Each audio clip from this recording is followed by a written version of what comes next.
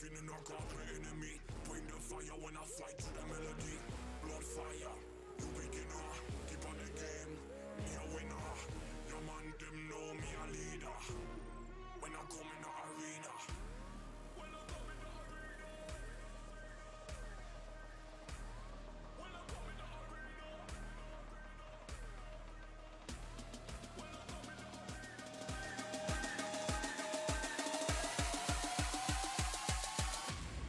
When I come in the arena. When I come in the arena.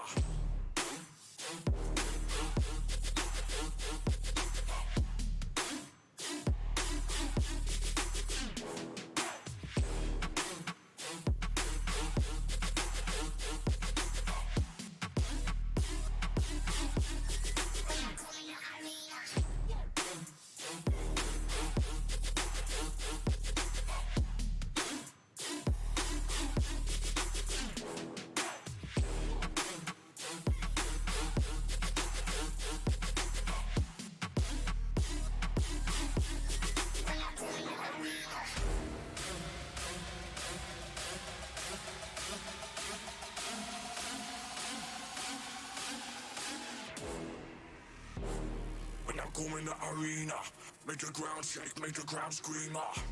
Me feeling I got the enemy. Bring the fire when I fly to the melody. Blood fire, you beginner. Keep on the game, me a winner. Your man them know me a leader. When I come in the arena. When I come in the arena. When I come in the arena.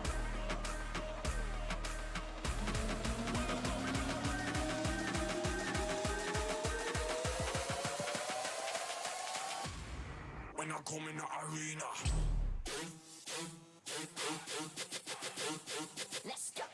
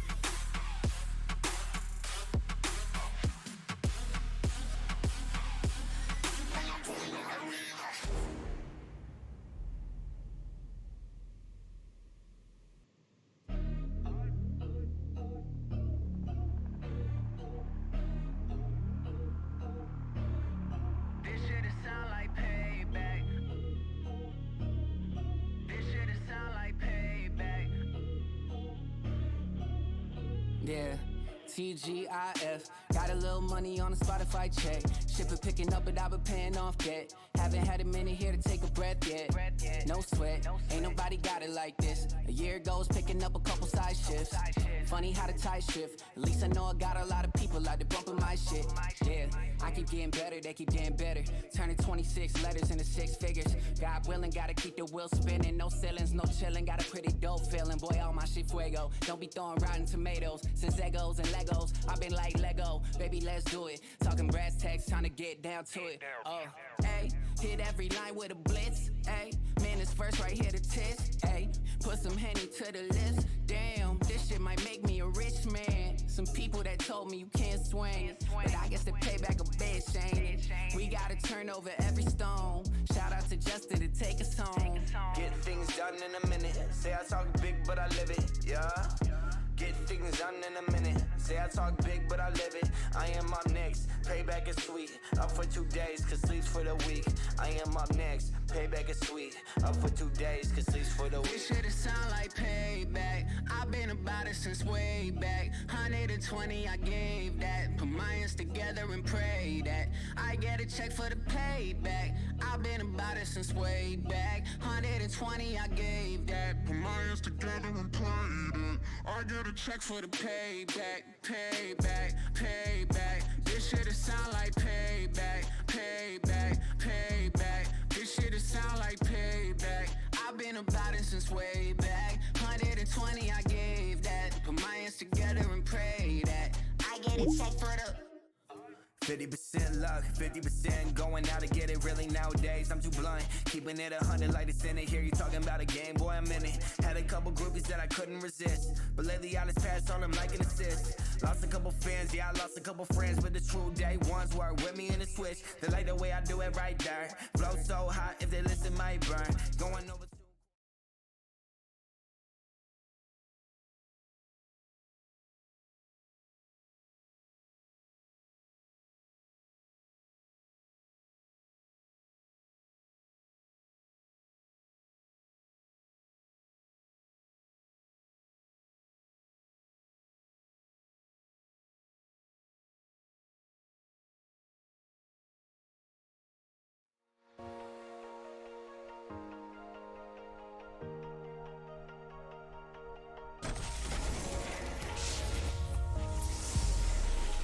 Ladies and gentlemen, welcome into the Gears Community Series put on by Deluxe Haas and sponsored by Matcherino. I am your host once again, Colin the Crow Clark, and I am joined again for a third week. My honor, my privilege, by the one, the only Crazy Train CT Andrew Osborne, as we've all known to come and love him in this chat. How you feeling tonight, sir?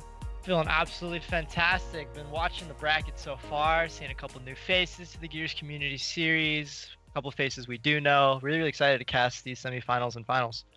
Well, if our history is any indication, and based on the lobby that I was invited to, for a third week in a row, we're going to get a definite treat. We're going to get Carnage Gaming 3 weeks in a row. They look like they're warming up right now in a shoddy lobby against UIU. So I'm unbelievably excited to see these two teams go at it, especially because Carnage, I think, is going to make a little bit of adjustment after last week. They had some struggles in Gridiron, so I'm pretty sure they're a smart enough team. They're going to recalibrate. They're going to get back into this thing, and they're going to say, all right, we're going up against one of the best teams in the world on a game mode that we were a little shaky on last week. So they're going to get those two shakies out of here.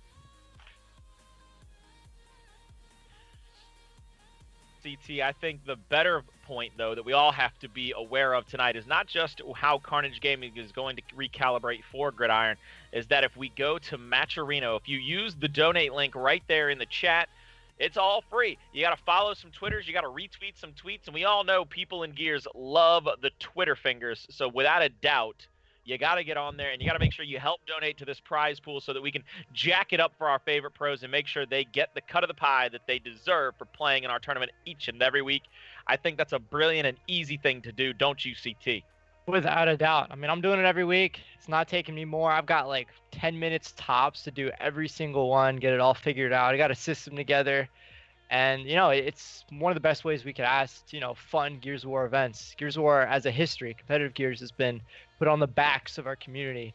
People in the past, you know, people like Burger and all the Hypestation, everything now, we in Gears 5 not only have the support of, you know, to put on huge events, but also to lean back on our community and put on weekly events for the community, by the community.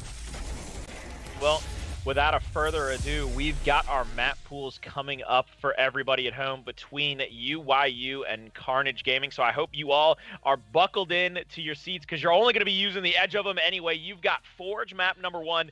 Then we're going to move on to Asylum, and if it goes to that map number 3, we're going to see the Stalwart, the map that I think is the most pretty one to look at in Gears 5, Training Grounds. So how are you feeling so far about this rotation between these two teams? I mean, obviously, the map 1 you just listed is pretty exciting, getting to see that, you know, for the first time, I believe, in the Gears Community Series there. I'm obviously personally excited for. Obviously, having a good map 2, a classic one we've been used to in Asylum, seen a lot of action there. And if it does go to a map 3, a Training Grounds, which I think has really been like sort of a defining map for when we see teams go up against each other. You know, we're seeing maybe tight map 1s, tight map 2s, but you know, the map 3s that we see on Training Grounds have usually been pretty decisive in who's coming home with a victory. Well, we're going to have to be decisive in this one because this is our first of 2 semifinals, and both of these first sets of winners will go into our grand finals. That's our third matchup of the night to determine our winner for week 3 of the Gears Community Series. And I actually think Forge is going to be a really interesting map. We talked a lot in the first 2 weeks about how Carnage Gaming loves that up close and personal battle. Who better to test your Nasher skill against than UIU? And we know that the flag rotates into that top control room at least 3 times before either team can physically win the map on points. So do you see those rounds going in favor of Carnage Gaming because they have that fast-paced, in-your-mouth style? I mean, if you're going to put a fast-paced team against anyone in the game, they're going to struggle against UIU. Obviously, one of the, if not the, pretty much most dominant team in Gears of War history, and they did it in a game where Forge was part of the competitive circuit, right? We do not see Forge currently in Gears 5 competitive. It's a map brought over from Gears of War 4. And while Forge wasn't one of the more trademark maps that, UIU, ex known as Optic, used to play on, it is a map that they're quite familiar with and have a lot of reps on. It's actually one of my favorite stories from all of Gears 4. Forge, for the longest time, was the quote-unquote auto ban of guys like Mental, Explosive, and Praised that were on that former Optic team. And then all of a sudden, at the final event in Boston, they said, screw it, let's give Forge a shot. And I believe they 7-1'd the former Reciprocity team led by Franchise. So even though it became their quote-unquote auto ban, they certainly know how to play this damn map. And now with the additions of somebody like Powers and Kenny, they're going to definitely add some map knowledge and rotational ability into their repertoire without a doubt, if you ask me. Yeah, and I mean, there's zero question that they were able to dominate in a game where there's, you could respawn as many times as you would like as Gears 4. But with the additions to Gears 5, okay, now an escalation of limited number of respawns, but now we're playing Gridiron. You get no respawns. So in a team that might have continued success over the course of an entire round, they might struggle in single life elimination. I don't know whether or not to put them out of this early on. Well, they might struggle in single life elimination modes, but 3 guys on UIU that definitively do not struggle in single life elimination modes is Mental, Explosive, and Kenny. They are long-term execution champions with a numerous amount of championships under their belt. But we are going to get into this gameplay immediately. We're going to go straight into the action because we want to see UIU and we want to see Carnage Gaming go head-to-head here on Forge. And I personally cannot wait to see how these teams bang it out. Do you have any last-second thoughts? Last-second thoughts is top control of this map will be everything. If you guys do not remember, there is an element to where the control tower, you can press a button, you can deny access to what is the incinerator down low. You get shots over the entire map. Look to early gunfights going down up top, and that control helping other gunfights go down around the map.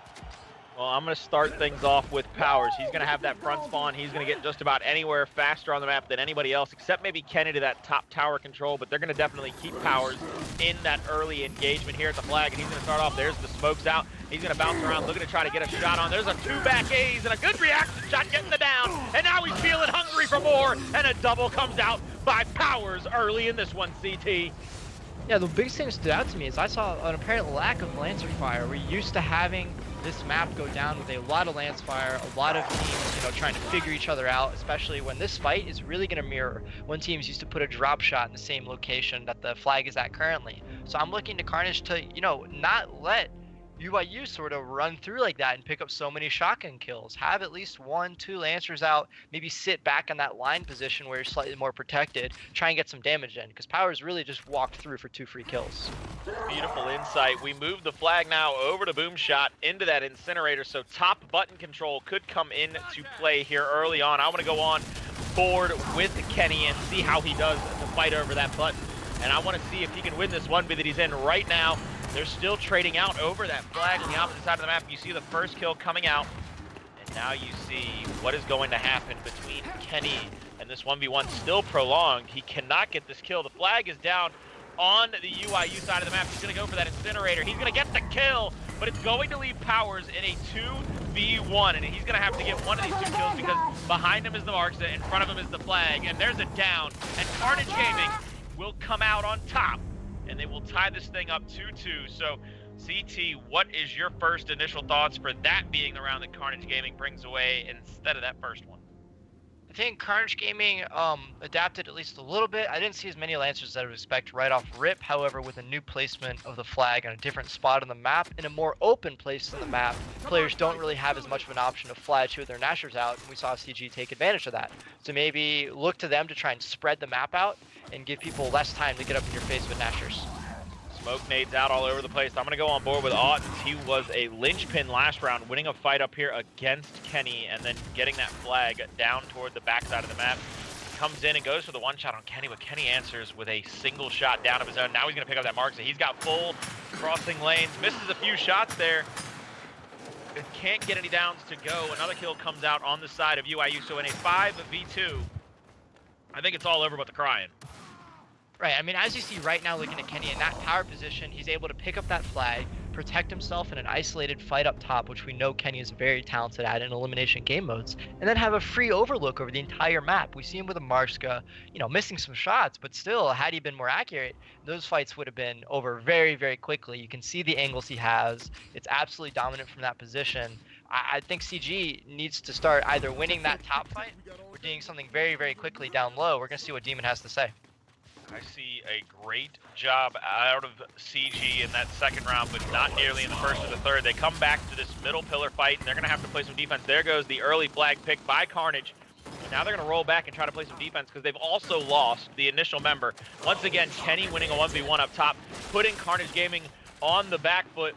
But Carnage Gaming, that member who has the flag, Mello, has actually rotated all the way over to the home hill of UIU, but he can't sit on that cover. He has to try to rotate back and forth and try to roadie run and maybe stay alive, but he comes out of the hill and now he's going to continue to run into 3v3. He's going to leave his teammate to 1v1 with Powers, and that's not a good situation for anybody as UIU picks up 3 simultaneously, and they end that round. Kind of absolutely acceptable to have a drop shot with 2 shots, mind you. This isn't Escalation 2.0. It has 2 shots and gets 0 kills out of it in a single life game mode. He sort of shot a slightly longer range drop shot at Kenny, who was running out of middle, and then was looking at 3 members out in the open with no cover and isn't able to connect with a single shot. If he connects with even one of those, that round, has a way better chance of going in the hands of CG. CG not doing well with their power weapon ability. The flag goes back down to the bottom of the map. I want to stay on board with my main man Praised, having finally put that Z in his name, so we know he's attained most of his power back. Switching from that S to that Z. They're going to go for those L triggers. Demon goes in for the pick on that boom. He will get it. Shots on, won't go down yet. 3v4, 3v3 situation. Back and forth we go. First boom missed by Demon, so can he get one on Praise? Cannot get it to go, and Praise moves in for the 2-piece and a biscuit. Yet again, we're seeing Demon struggling with his boom shot. Yes, you are able to pick up 1 kill, but keep in mind, you are 1 for 4 with what used to be the most powerful weapon in the game before we got hands on the drop shot, and losing your life in the process of getting that 1 kill out of 4, right? Your team is suffering because you're not able to convert. I gotta go ahead and say it. Mental, you see on your screen, gets the first instant, picks up the second, going 2 for 2 from the free throw line. My man is 100% right now, just coming away with kills with those incendiary grenades, and the flag moves back up top now. Really close shotgun advantage here for both teams. Let's see if they can come away with the win finally in this round, but it looks like we're gonna have a 2-1. We're gonna have a 2-1-2 or 2-2-1 on the side of UIU and a 1-2-2 on the side of Carnage Gaming. Autens and Kenny up top is really sort of going to dictate the pace of this. If Autens is able, Kenny is going to get that flag and run, forcing now CG to think about killing him before he gets to that back line. But people are falling down in the mid fight. Powers with a fantastic Seeker Man, and now he's going to get a very, very easy, kill on Infernus trying to get this hill. I mean, I want to see CG in an answer right here. They're clearly not able to slay out, playing for their power weapons. They're not converting on the kills they should be getting. I want to see them take a significantly more objective style of gameplay. Go for that flag, send 2 up top, something. Down 10-2, and I believe it is effectively over, because if they lose this round, they will have to win out for the rest of the time we're in this matchup. If they lose this round with flag or elimination captures, they will be down 12-2, and it will be almost all over but crying for Carnage in map 1. So they got to answer back right here.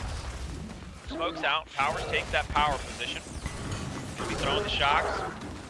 Cutting off the cogwheels, moves up, goes to the over the cover, and gets shot number 1. So again, here we go with the numbers in favor of UIU. Autens is going to be chasing that would be Mental and Praise, but he won't be able to catch either of them. He's trying to just catch the flag at this point. Mental, with the flag on his back, has the ability to rotate to the opposite side of the map and get it down on Demon, so that's going to even things up a little bit. We're going to have a 2v1 now because it is going to be Autens versus Mental and Praise, two of the baddest men on the planet.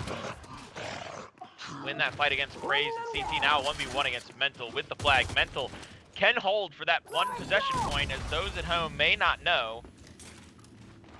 But yeah, I mean, Mental has no reason to go ahead and push this, right? So he has the flag, but he is going to win off on point. While, you know, Auden sort of has to push him. Mental is making him take this fight on his terms, and that's obviously a veteran play for Mental, knowing where the position he's in and what he has to do. Autens is in a really, really difficult position right now to come and try and get this kill. He's going to get it though. Mental was lazy. Oh, and he dusts the shoulder off. I don't know what to say about that. Mental maybe got a little too cocky, didn't really give him the respect he deserved, and while he could have just kept running around the map, perhaps a little bit of an ego play. Obviously, you're confident up 10-2, but you can't be that confident to go down to a Lancer. That Lancer is a bit more.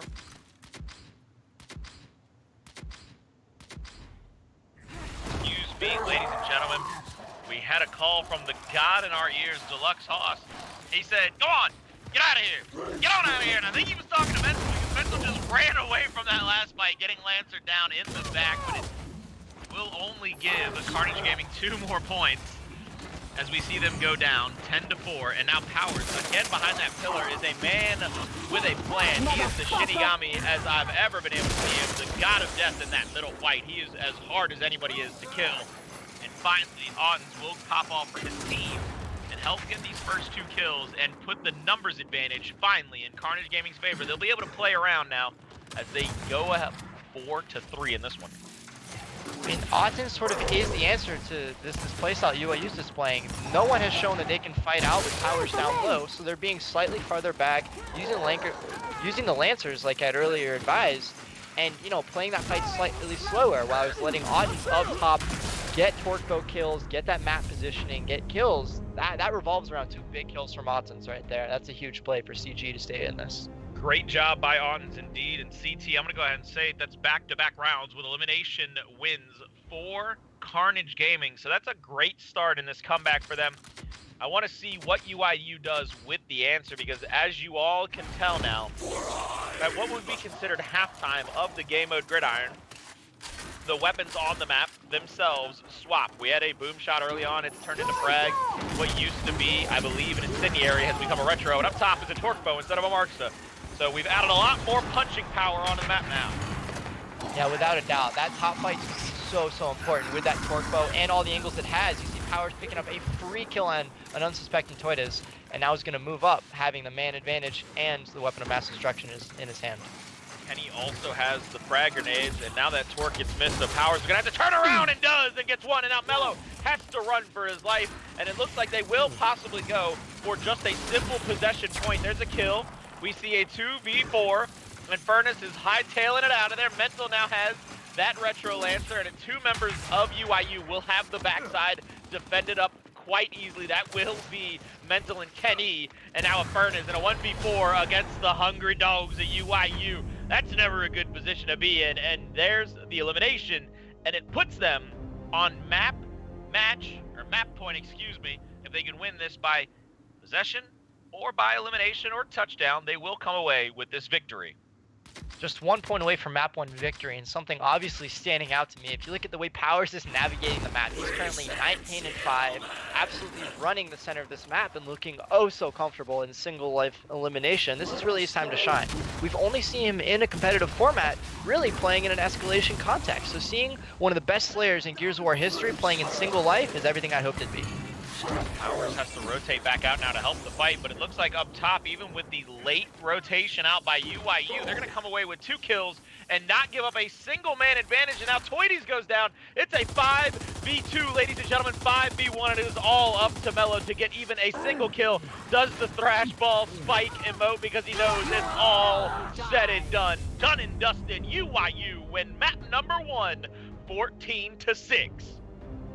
And I know every single time we go into one of these matches that look really, really dominant or a great showing, you have no chance but to look at the KD of some of these players playing. It suddenly matters so much. If you look at the scoreboard, Powers and Mental combining for 35 and 9. You do that math, combine those two, have a 4 KD approximately, just under a 4 KD. They're basically taking you have care to of find the an entire answer. enemy team per life that they give up. They're going to have to find an answer quick, though, because we're going to go to Asylum for map number 2, if I remember correctly, and that is almost a Forge remake. You have down by the train tracks, and the train acts as that incinerator in some positions where there's a power weapon on the center. Then there in the middle, instead of between those 4 pillars, you get those frag grenades in the Batman cave, or you get some other power weapon. I think it's a retro second half. And then up top, once again, like top control room, the map is similarly eerily put together like Forge, except there's a few extra hallways to look through, a couple of windows you might be able to get into. But for now, we're going to have to see if Carnage Gaming can find themselves the answer for the UYU puzzle that has befuddled so many right now in the world with the addition of Powers and Kenny. So if we want to look into that map beyond just, oh, okay, UYU slayed out, one of the reasons it looked so easy for UYU is all the kills that they're getting early on are coming in the middle of the map. And what that does, by owning control of the middle lane of the map, in most of the maps that we see played in Gears of War, there are 3 lanes. By owning that middle control of the map, what you're able to do is push through that 3rd lane and effectively cut off each team that you're playing, right now CG, into sort of bite-sized halves by just winning that middle point. And we're seeing time and time again Powers taking control of the middle and rotating around and able to team either half of the team that he wants to kill on CG's part. So CG either needs to send more resources to protect their middle or do a faster job of recognizing when their backs are threatened and turn around and deal with Powers, or push on through their certain lane. And they're going to have to do a better job of realizing that, and everybody in the chat and everybody at home, even if you see it on Twitter, is going to have to do a better job of learning how to help donate through Matcherino. And if you don't know, here's a quick ad to show you exactly how to do it.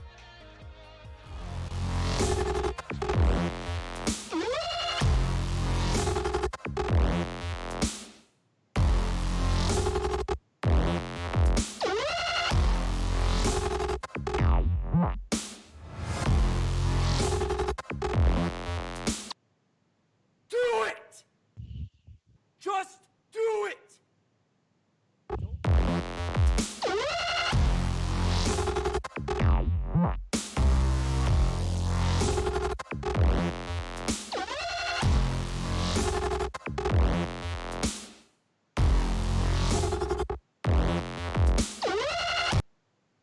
Do it! Just do it!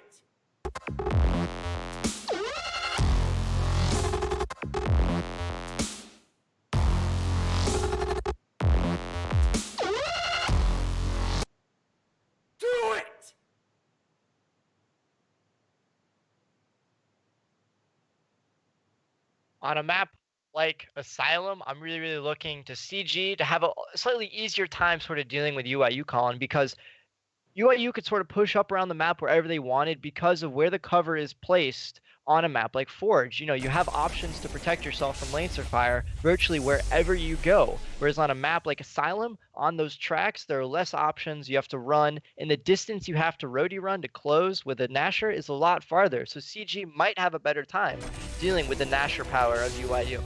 Well, we're going to get into this and see if they find the answer. We're going to see if they can actually come away with a map number 2 victory and send this into a map number 3. And last time I started on Powers because I had the feeling he would be the difference maker in round number 1. This time I need to find out if Autens has found his own answer, and if Autens, for the side of Carnage Gaming, can be that linchpin to help his team come away with a victory. He's going to be playing a back spawn though, so it's a little awkward maybe to start out on him, but I got to see where he rotates in the large scope of things, what weapon or what crossing game he can go for. He's going to take that middle aisle and make sure nobody gets that quick pick, but Powers has already got it, and he's going to back the hell out of Dodge, so TT, the quick pick comes through, but they lose a member in the process. I mean, that's a really, really good strategy from UIU as far as how well executed it was. Obviously, there's bodies dropping right now because of a placement of where CG is aligning their resources, but they wanted that flag pick, and they got it quickly because of a well-placed smoke grenade, and a well-executed plant, but they didn't account up top. CG played incredibly fast, not scared at all, showing that we're still in this and we've forgotten about map 1. It's done and over with. Map 2 is ours to win. Did a hell of a job breaking ice, getting the snipe, and putting UIU on their back foot in that one. The quick pick might not be the answer UIU needs to help come away with round wins in this one, but now it rotates down to the bottom of the map, in the middle of those train tracks, and we're going to have to be ever careful of that train that comes, as you have so eloquently pointed out for us time and time again, every 45 seconds at the start of the game. Right, we're seeing a little mismatch right now up top. CG opting to send 2 members for the utility of that sniper and is going to get out with it clean and away, whereas we're still 5v5. Minus Autumn's getting taken out, and Power's moving forward. That snipe needs to rotate faster if they're going to make use of it. Mental will go down. He'll drop the flag for just a moment. Shock's coming out to help protect him from any possible push. And now up top, Demon's going to go down and get taken out by Explosive, the IGL here of UIU. And we have a 2v2 on the opposite side of the map. First down comes out from Powers, and they get the kills to secure that second round. So UIU with an incredible answer. Even though Carnage put the numbers in their favor at Sniper, it was not a quick enough rotation after the pick to get kills to help them secure a second round for themselves. So with that flag moving up top, CT, I got to imagine this is definitely going to turn into a 2v2, maybe even a 3v3 up top. I could see them sending 3 resources. I mean, there's a flag up top, there's a power up, and they've played 4 up top, and that's exactly, actually, yeah, that's what we're going to see on the side of UIU. Picking up a kill and the flag, getting out. They're in a really, really good position to start this this third round off. They had the numbers and they had the ability to get that quick flag pick. They get the kill there. 4 praised. Powers getting another one, so they're definitely up in the resource counter if you take a look. And there's also a member of Town Powers getting another one, and it is a man with a plan on a mission. And there's the final down, and Furnace cleaned off the map by Explosive. So you see 4-2 we go, and without a doubt, Carnage Gaming, I think, has to pump the brakes. They have to start matching numbers. They have to start making sure they don't get picked off here away from anybody that they shouldn't be. You see Mental living on a possible server with that 1 ping 2 server. If you take a look at the scoreboard, absolutely delightful to see that one come through. Powers is doing everything right with the sniper rifle. What I mean by that is when you take it up, you're not rotating it back to your spawn, you're actually using the power position you have on the map to get the angles you want, and he's getting a lot of free sniper headshots that you wouldn't expect because of his angling. We saw it earlier when CG had the sniper rifle, they actually didn't get the kill up top and just took their time to rotate it all the way down.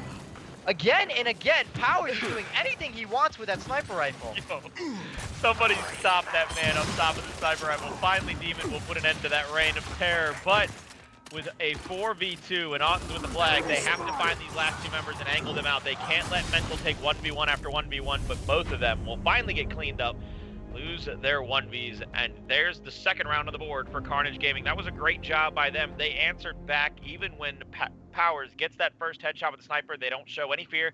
They get a good rotation, great Lancer work, gets a couple of downs, gets a couple of kills, and they're able to win that round. We're all tied up here, even though it doesn't feel like it. I mean, we're seeing absolute domination from the side of Powers, hitting ridiculous headshots. That's it, CC. I'm going to call it, man. I want to see what Kenny Bounce is going to do in this. I like to watch him when it comes to escalation. I haven't gotten a chance to really focus on him in single life game modes. He's playing a support role, but he seems to get a lot of damage in and a lot of downs going forward. You see with a 4v3 happening, and now Kenny will throw that shock behind, and there it is. There's the double down. Big brain plays out of Egghead himself, gets the double down, gets both the limbs, and now he's going to turn around and put some Lancer shots here on Autumn, trying to get that final down. And there's the easy shot and the Batista bomb to finish it off, because my goodness gracious, good God almighty, Kenny Bounce may not walk alone, but by God, he walks head and shoulders above most of his competition. 6-2, we go to round number 6. Yeah, I mean, when one person isn't popping off on UIU, another one is, and a new addition to the team. Kenny is filling that role oh so well, doing all the damage over the top you could ask for, but when it matters and when the heat comes close to his face, he's getting down to cooking. We're gonna go live with Explosive, the IGL for UIU. He's gonna hear the numbers, he's gonna try to figure out what rotational call they have to make. Fraze is gonna get that flag, and he's gonna get out. There's also going to be a kill and a couple of downs coming out up top. So we got to go up top now on Demon. I want to see what he's going to do because they're down by 1 life in this one, and they've got it down, but they're not going to be able to pick it up. Praise is going to work up, get that first shot on. So now Demon's in a 3v1 up top, but now he's down. It looks like UYU, with all the power and all the resources, CT will be able to get a free touchdown if they just move into the end zone. Yeah, I mean, that goes bad, you know, for CG mostly just because of that team kill, right? I mean, you can't go into any team in numbers fight down because of your own mistakes, especially against a team like UIU, who's going to win a lot of those close fight matchups. I mean, that's just too easy for UIU. Too easy indeed at some points. They're up 8-4 now. First team to reach 13 points will win the map. UIU already with 1 map under their belt. They can finish this one off in style and just await in the grand finals for whoever will be coming out of the other side of our bracket. So CT, we go live again. The flag back in the middle of the map. And it looks like both teams are going to send at least 2 to 3 members down here to these train tracks for that drop shot. Right, Powers is going to take his middle control, have this Boltog really let him support and deal damage wherever he wants. Explosive picking up the 1v fight up top is now going to have Lancer angles as well. I mean, there's a world of pain coming for CG if they don't push through and get some kills at this moment, but it's not looking like that's going to happen anytime soon. Praise picking up 2, support, Explosive throwing a very cheeky incend. There's just nothing you can do if you're CG. You have to win your fights in isolation, or else UIU is going to angle you out. Beat down. They're just stepping out of the end zone to make sure they don't get the point. They're just going to let that beat down muster all of his possible strength to explode the head of that beautiful Ronin armored Cantus skin. Finally, what an absolute dominating performance in that round. 5-0 UIU. I call it 5-0 simply because they didn't give up a single life to win that round. Yeah, that's a flawless one from UIU, and honestly, CG's looking outclassed right now. And usually the way I tell if a team's looking outclassed is if your opponent doesn't have to change their strategy. If their base strategy is getting it done, putting them at a 10-4 lead, I mean, they might just be a better team at that point in time. Shots over the cover. Explosive is trying to make sure nobody can push up on him on the top side. Down on the bottom, you're going to see a kill come out in favor of UIU. Now a second, so 4v3 we go. There's a 1v1 opposite side of the map, and Explosive wins that. So that's going to put UIU in a 3v3 situation. They're going to even this one up, and you see Mental fighting for his life, but he finally goes down. It will be up to Kenny and Explosive to fight off this final push by Carnage Gaming in a 2v3. They got to find that third member, that flag, because they're going to have to figure out the rotation in this. Keep in mind, Demon does have that drop shot, and he's going to try and put it to use, forcing Explosive to get away barely with his life. That drop shot's the perfect weapon to bully the last 2 members of UIU out of position and try and get either the final kills or a touchdown. There you go. The flag is going to rotate back down to the bottom side of the map. That's going to be on your screen. You can see them pushing up. There is Demon with the flag number 8. He's also got the drop shot. If he can pick either one of these off, there is a chance for them to get a 3v1 and a touchdown. I want to see not that out of Demon, reaction shotting his drop shot for a cheeky quick kill.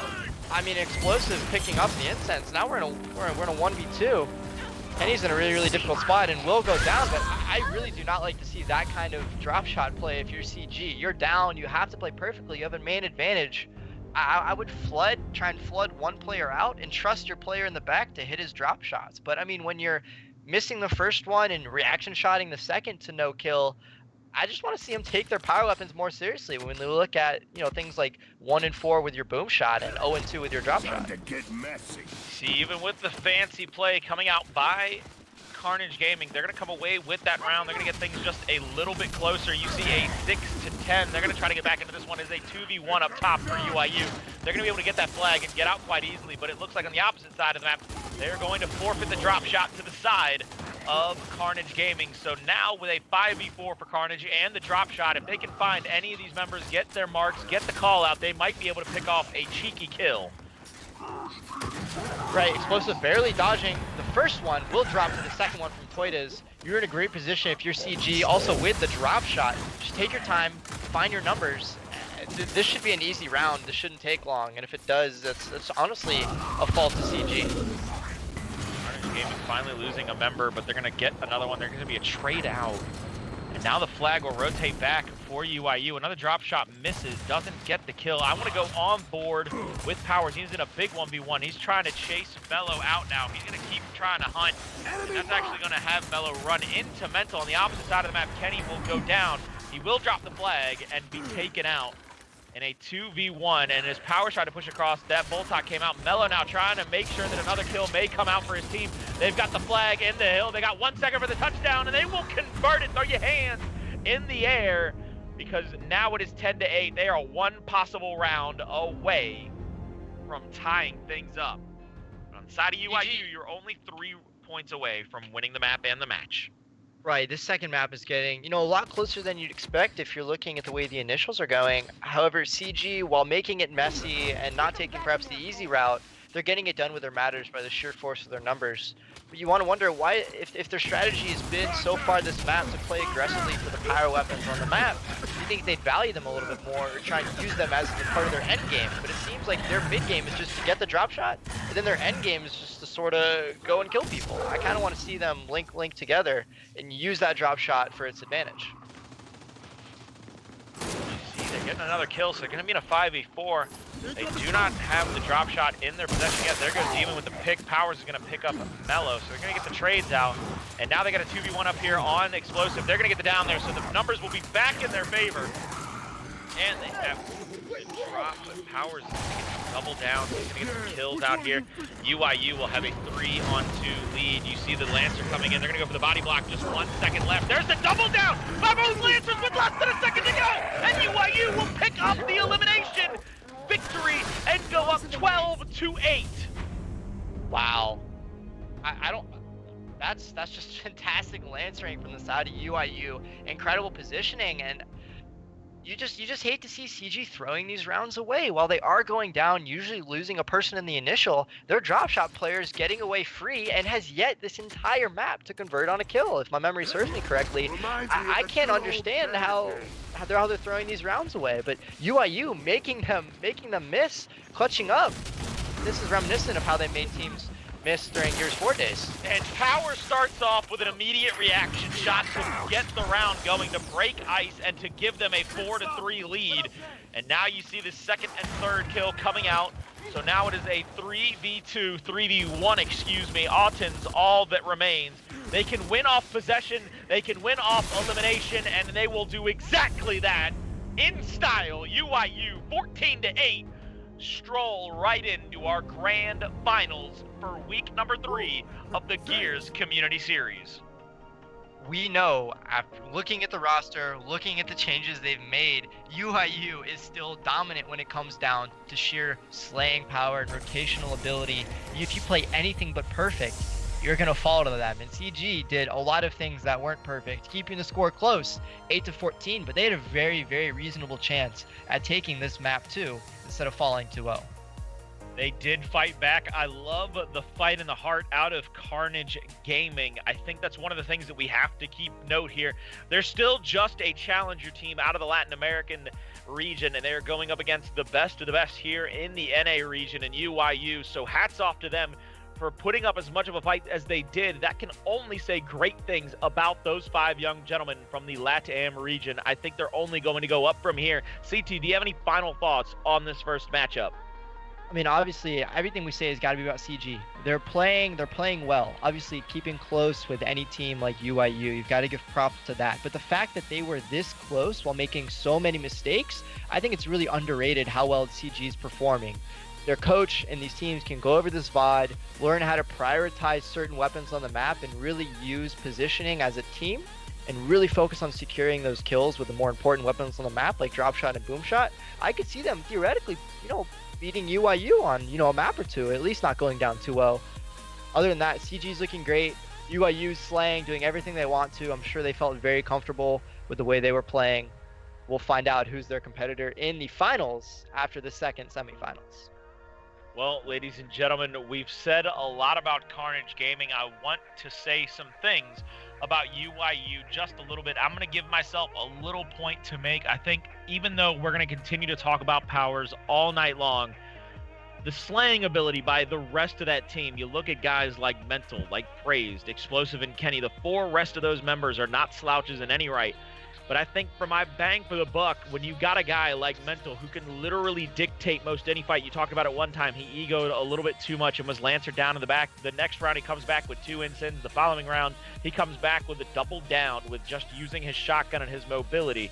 I think even though we're going to talk a lot about powers, you can't forget the other 4 guys on that team all arguably can make a case for being one of the best players in this game. Yeah, I mean, that's without a doubt. We look at Powers and we talk about him all the time, usually because he's the ones picking up all these kills on the map, and it looks easy for 2 reasons. One, Powers' movement is some of the best in the game, undoubtedly. But if you look at teammates surrounding him, they make it so easy for Powers to move around the map as he pleases. It does come down to the ability of the rest of his team. But we are going to have a map 3 happening, getting set up for our next possible game, because it's a map number 3 between Hive and Toilet Platoon. That's a hell of a name, and that's Gringo Jr.'s team. But let's see if they circle the drain in that Toilet Platoon and go down it against Hive. Or will if Hive will have the correct mind to come away with that victory. But we'll find out directly after this break. Thank you for joining us.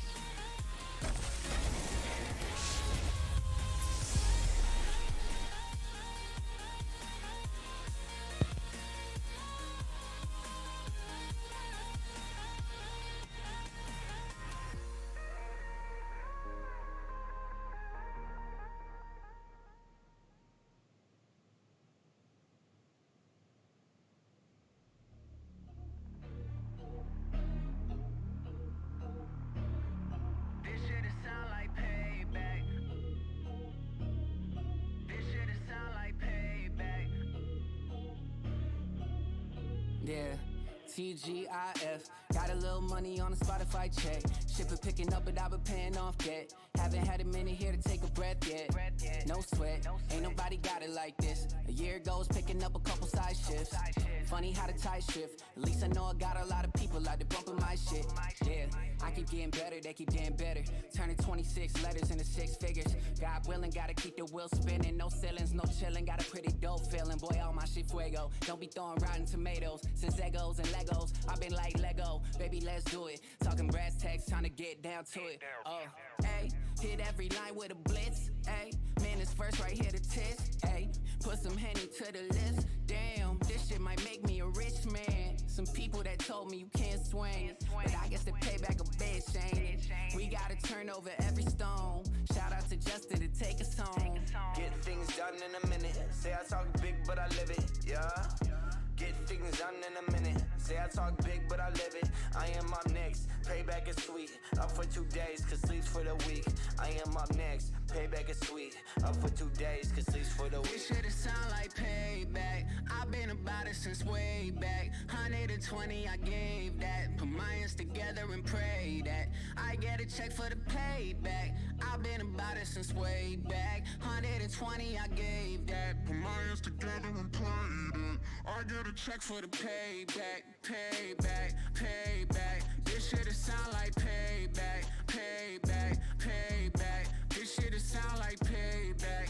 I've been about it since way back. 120, I gave that. Put my hands together and pray that I get a check for the 50% luck, 50% going out to get it. Really nowadays, I'm too blind. Keeping it 100 like it's in it. Hear you talking about a game, boy, I'm in it. Had a couple groupies that I couldn't resist, but lately I just passed on them like an assist. Lost a couple fans, yeah, I lost a couple friends, but the true day ones were with me in the switch. They like the way I do it right there. Flow so hot, if they listen, might burn. Going over 2 core numbers with my fam. Like mama, look where your boy just earned. 2018 better be one hell of a year. Minus my depression and anxiety fears. Can't lie, love payback. 08 whip, but I pull up in a Maybach. Yeah, all cash won't pay for release. Need to know so, but I'm chasing the freaks. Y'all be flaking on me. Exhale that fake when you breathe. Y'all sleep for a week, I grind. Crazy do every single big unsigned. Speak more money, don't waste my time. Check my lines, more work, less rhymes. Just saying I'm the bomb, won't fly. Get it? Get things done in a minute. Say I talk big, but I live it. Yeah. Get things done in a minute. Say I talk big, but I live it. I am up next. Payback is sweet. Up for 2 days, cause sleeps for the week. I am up next. Payback is sweet. Up for 2 days, cause sleeps for the week. This shit sound like payback. I've been about it since way back. 120, I gave that. Put my hands together and pray that I get a check for the payback. I've been about it since way back. 120, I gave that. Put my hands together and pray that I get a check for the payback. Payback, payback. This shit sound like payback. Payback, payback. This shit sound like payback. I've been about it since way back. 120, I gave that. Put my hands together and pray that I get a check for the.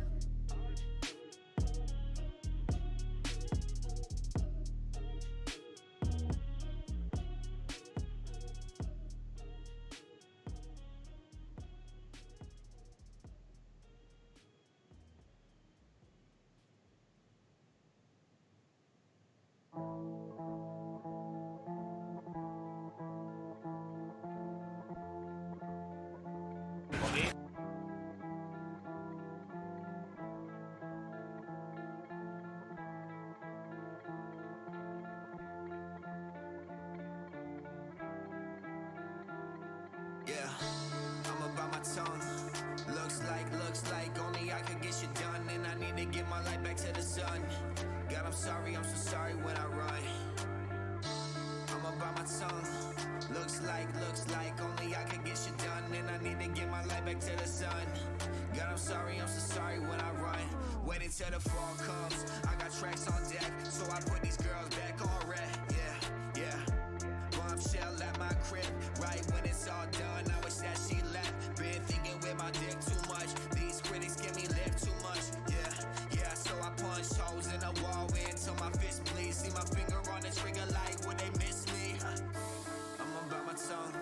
Looks like only I could get shit done. And I need to get my life back to the sun. God, I'm so sorry when I run. I'm about my tongue. Looks like only I can get shit done. And I need to get my life back to the sun. God, I'm so sorry when I run. I can't help, I'm this way. God with me, help me cope with the pain. Yeah. Been a few months since I prayed. Church down the road, but I'm fucking sleeping again. Wake me up, I'm feeling lazy as shit.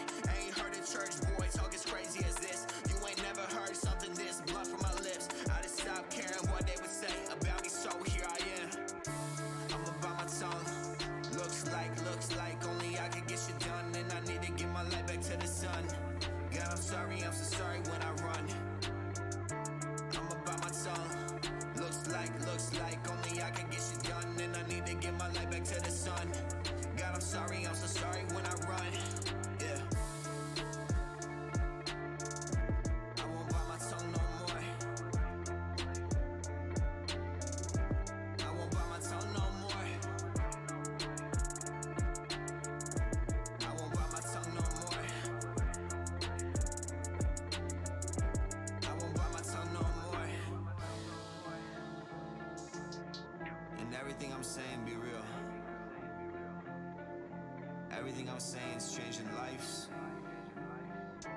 If you're feeling like me, just know that you're not alone. You're not alone. I'm about my tongue. Looks like only I can get shit done. And I need to get my life back to the sun. God, I'm so sorry when I run. Yeah, I'm about my tongue. Looks like only I can get shit done. And I need to get my life back to the sun. God, I'm so sorry when I run.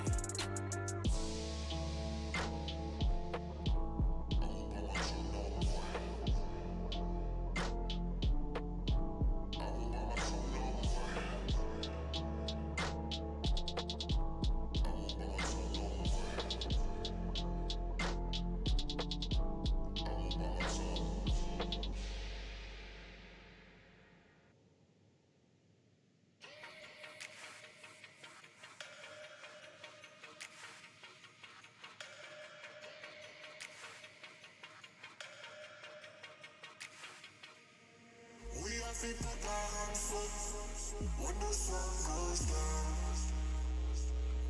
We have to put our hands up when the sun goes down. We have to put our hands up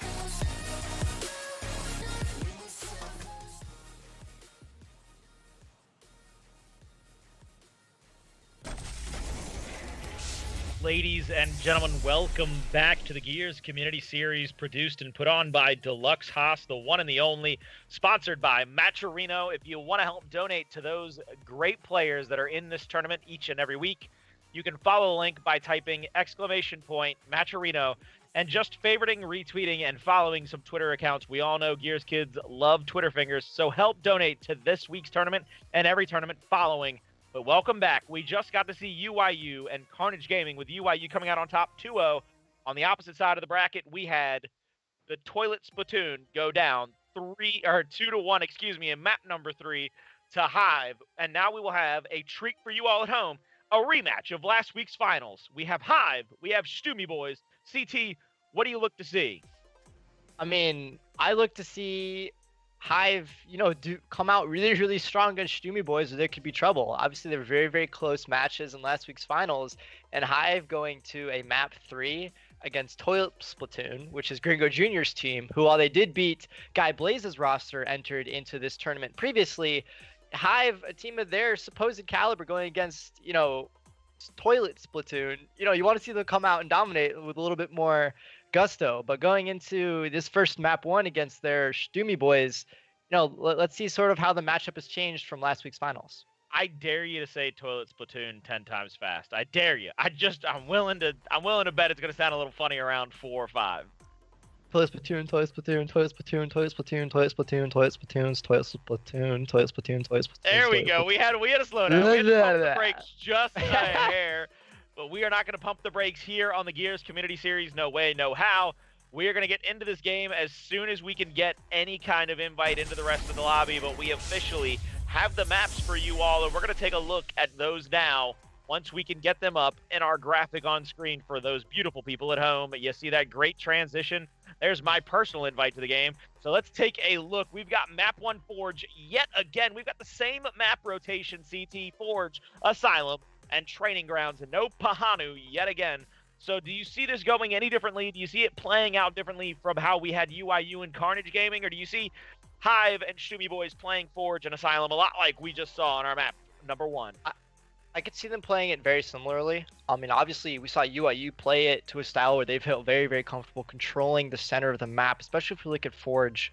I mean, especially when that's where the flag is to start off the game, and controlling the middle of the map lets you sort of, even if the other team does have power weapons, or even if the other team does have control over different angles, by controlling the middle of the map, you really get to, like I'd said earlier, slice up the other team into smaller pieces and take your 2v2s and your 3v3s, or if you're getting early kills, you get to isolate your 4v2s or your 3v2s and 3v1s.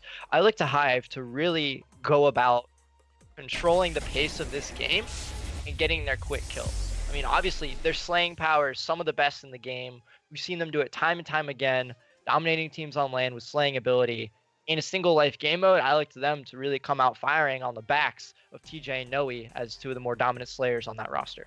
My man has called out TJ and Noe for the side of Hive to see them come out and be dominant, especially on a map like Forge, and Stumi Boys on the opposite end of things. Last week, they had some slip-ups, especially on Pahanu, when Hive could rotate that flag all the way into the back and hide for that possible possession point.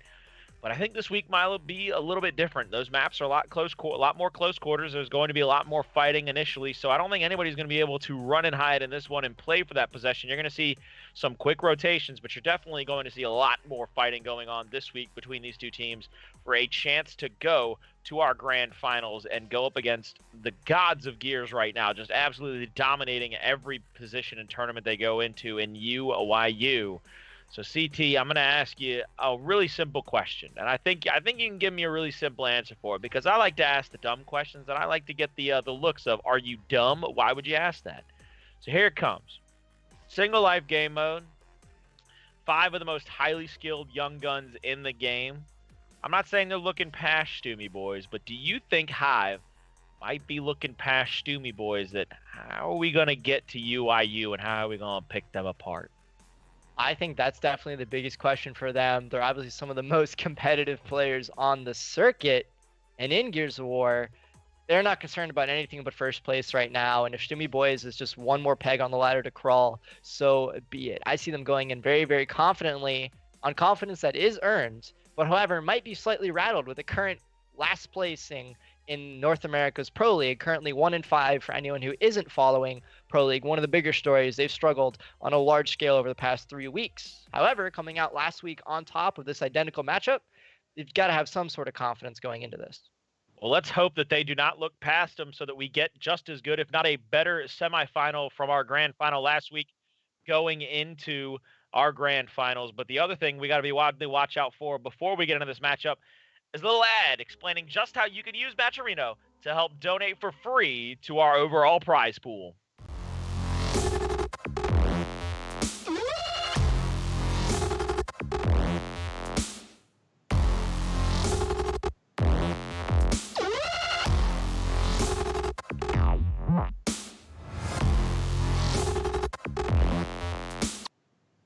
Do it!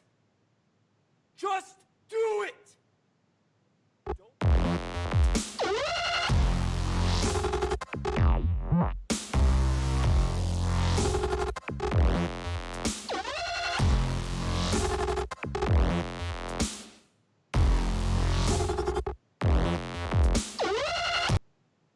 Do it!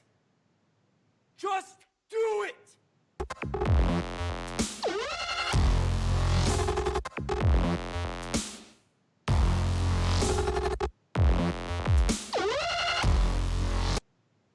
Do it!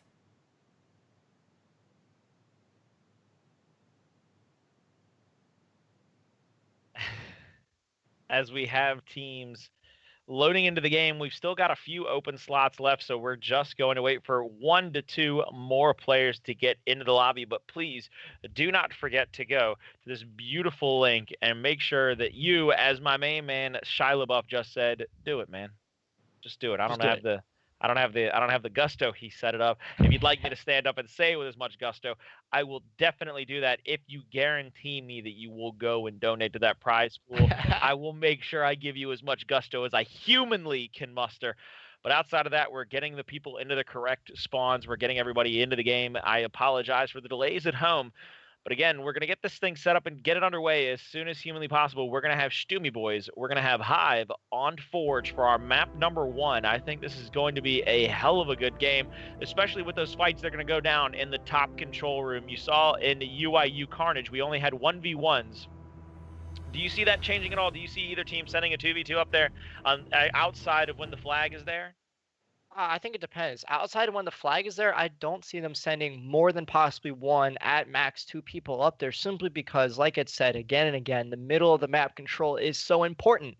And these teams, especially Hive, trust their players in 1v1s. And I know Stumi Boys is confident with their Nashers as well. Whoever wins that 1v1, if you're confident it's you, you get to look over the entire map. And while you personally may not result in more kills, you're dealing damage that can certainly swing fights in your favor. So that 1v1, while it may not result with a lot of action in the kill feed, is certainly going to help swing the momentum in your team's favor.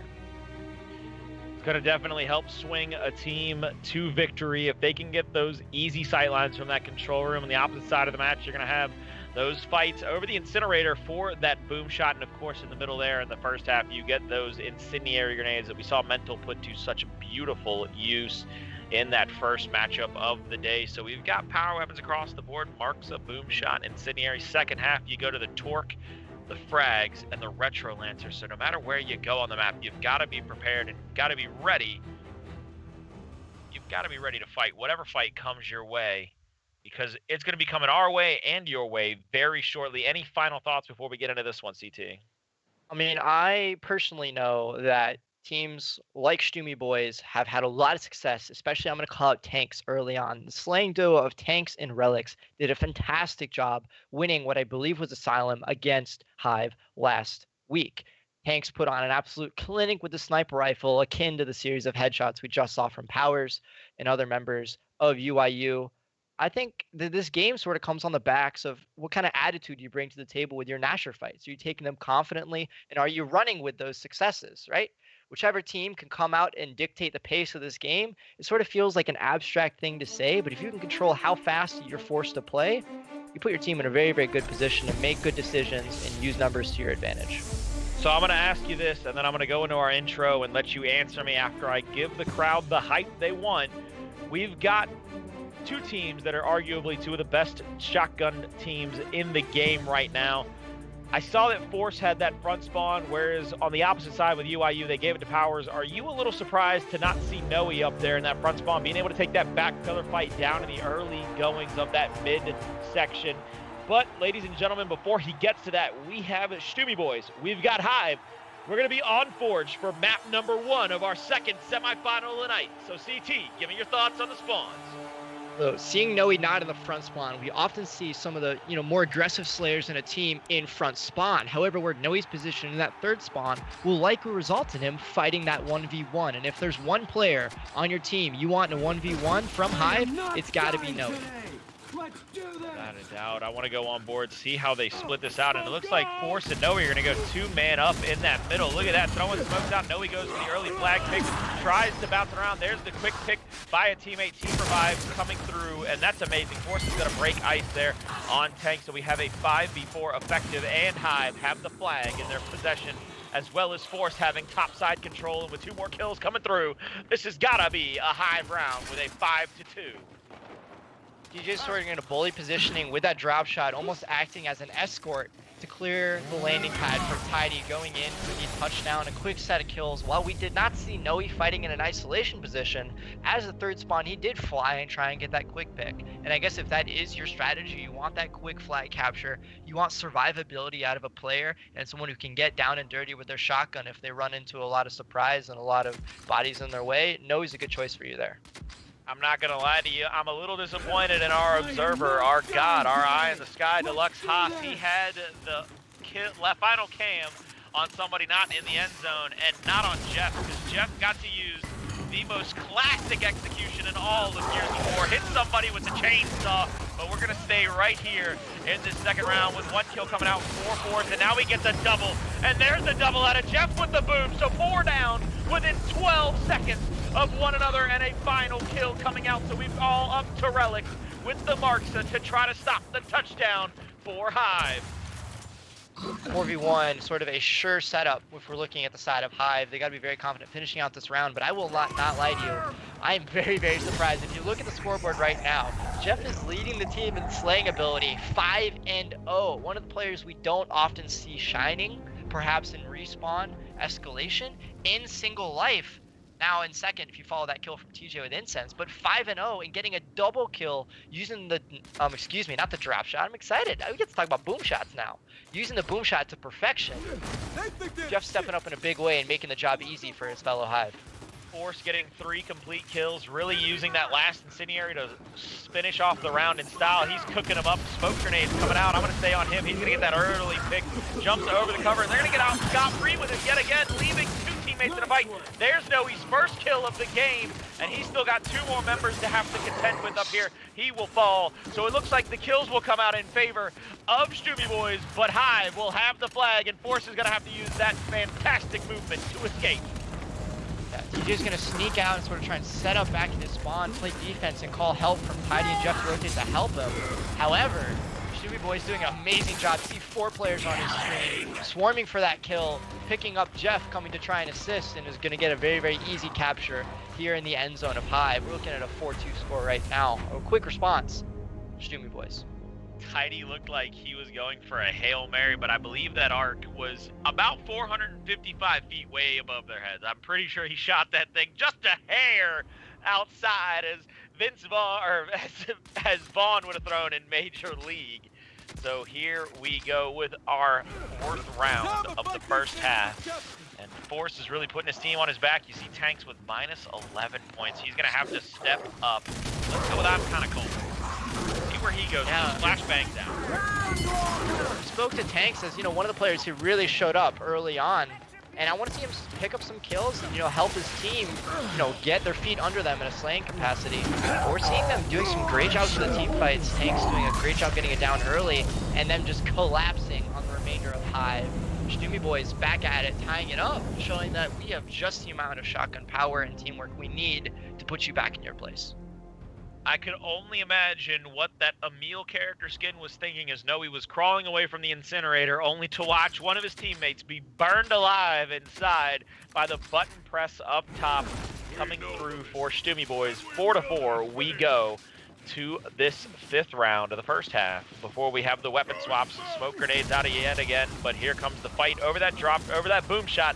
And the incinerator. Tanks is down. They get the cleanup. Great shots on by Jeff, using that mark to perfection to help secure that first kill. Now Envies is on the flank. He's got a great sightline at Jeff, but the boom shot from Noe will help secure another. And it is a 4v2 effective as Red 9 answers with the first kill of the side of Stoomy Boys.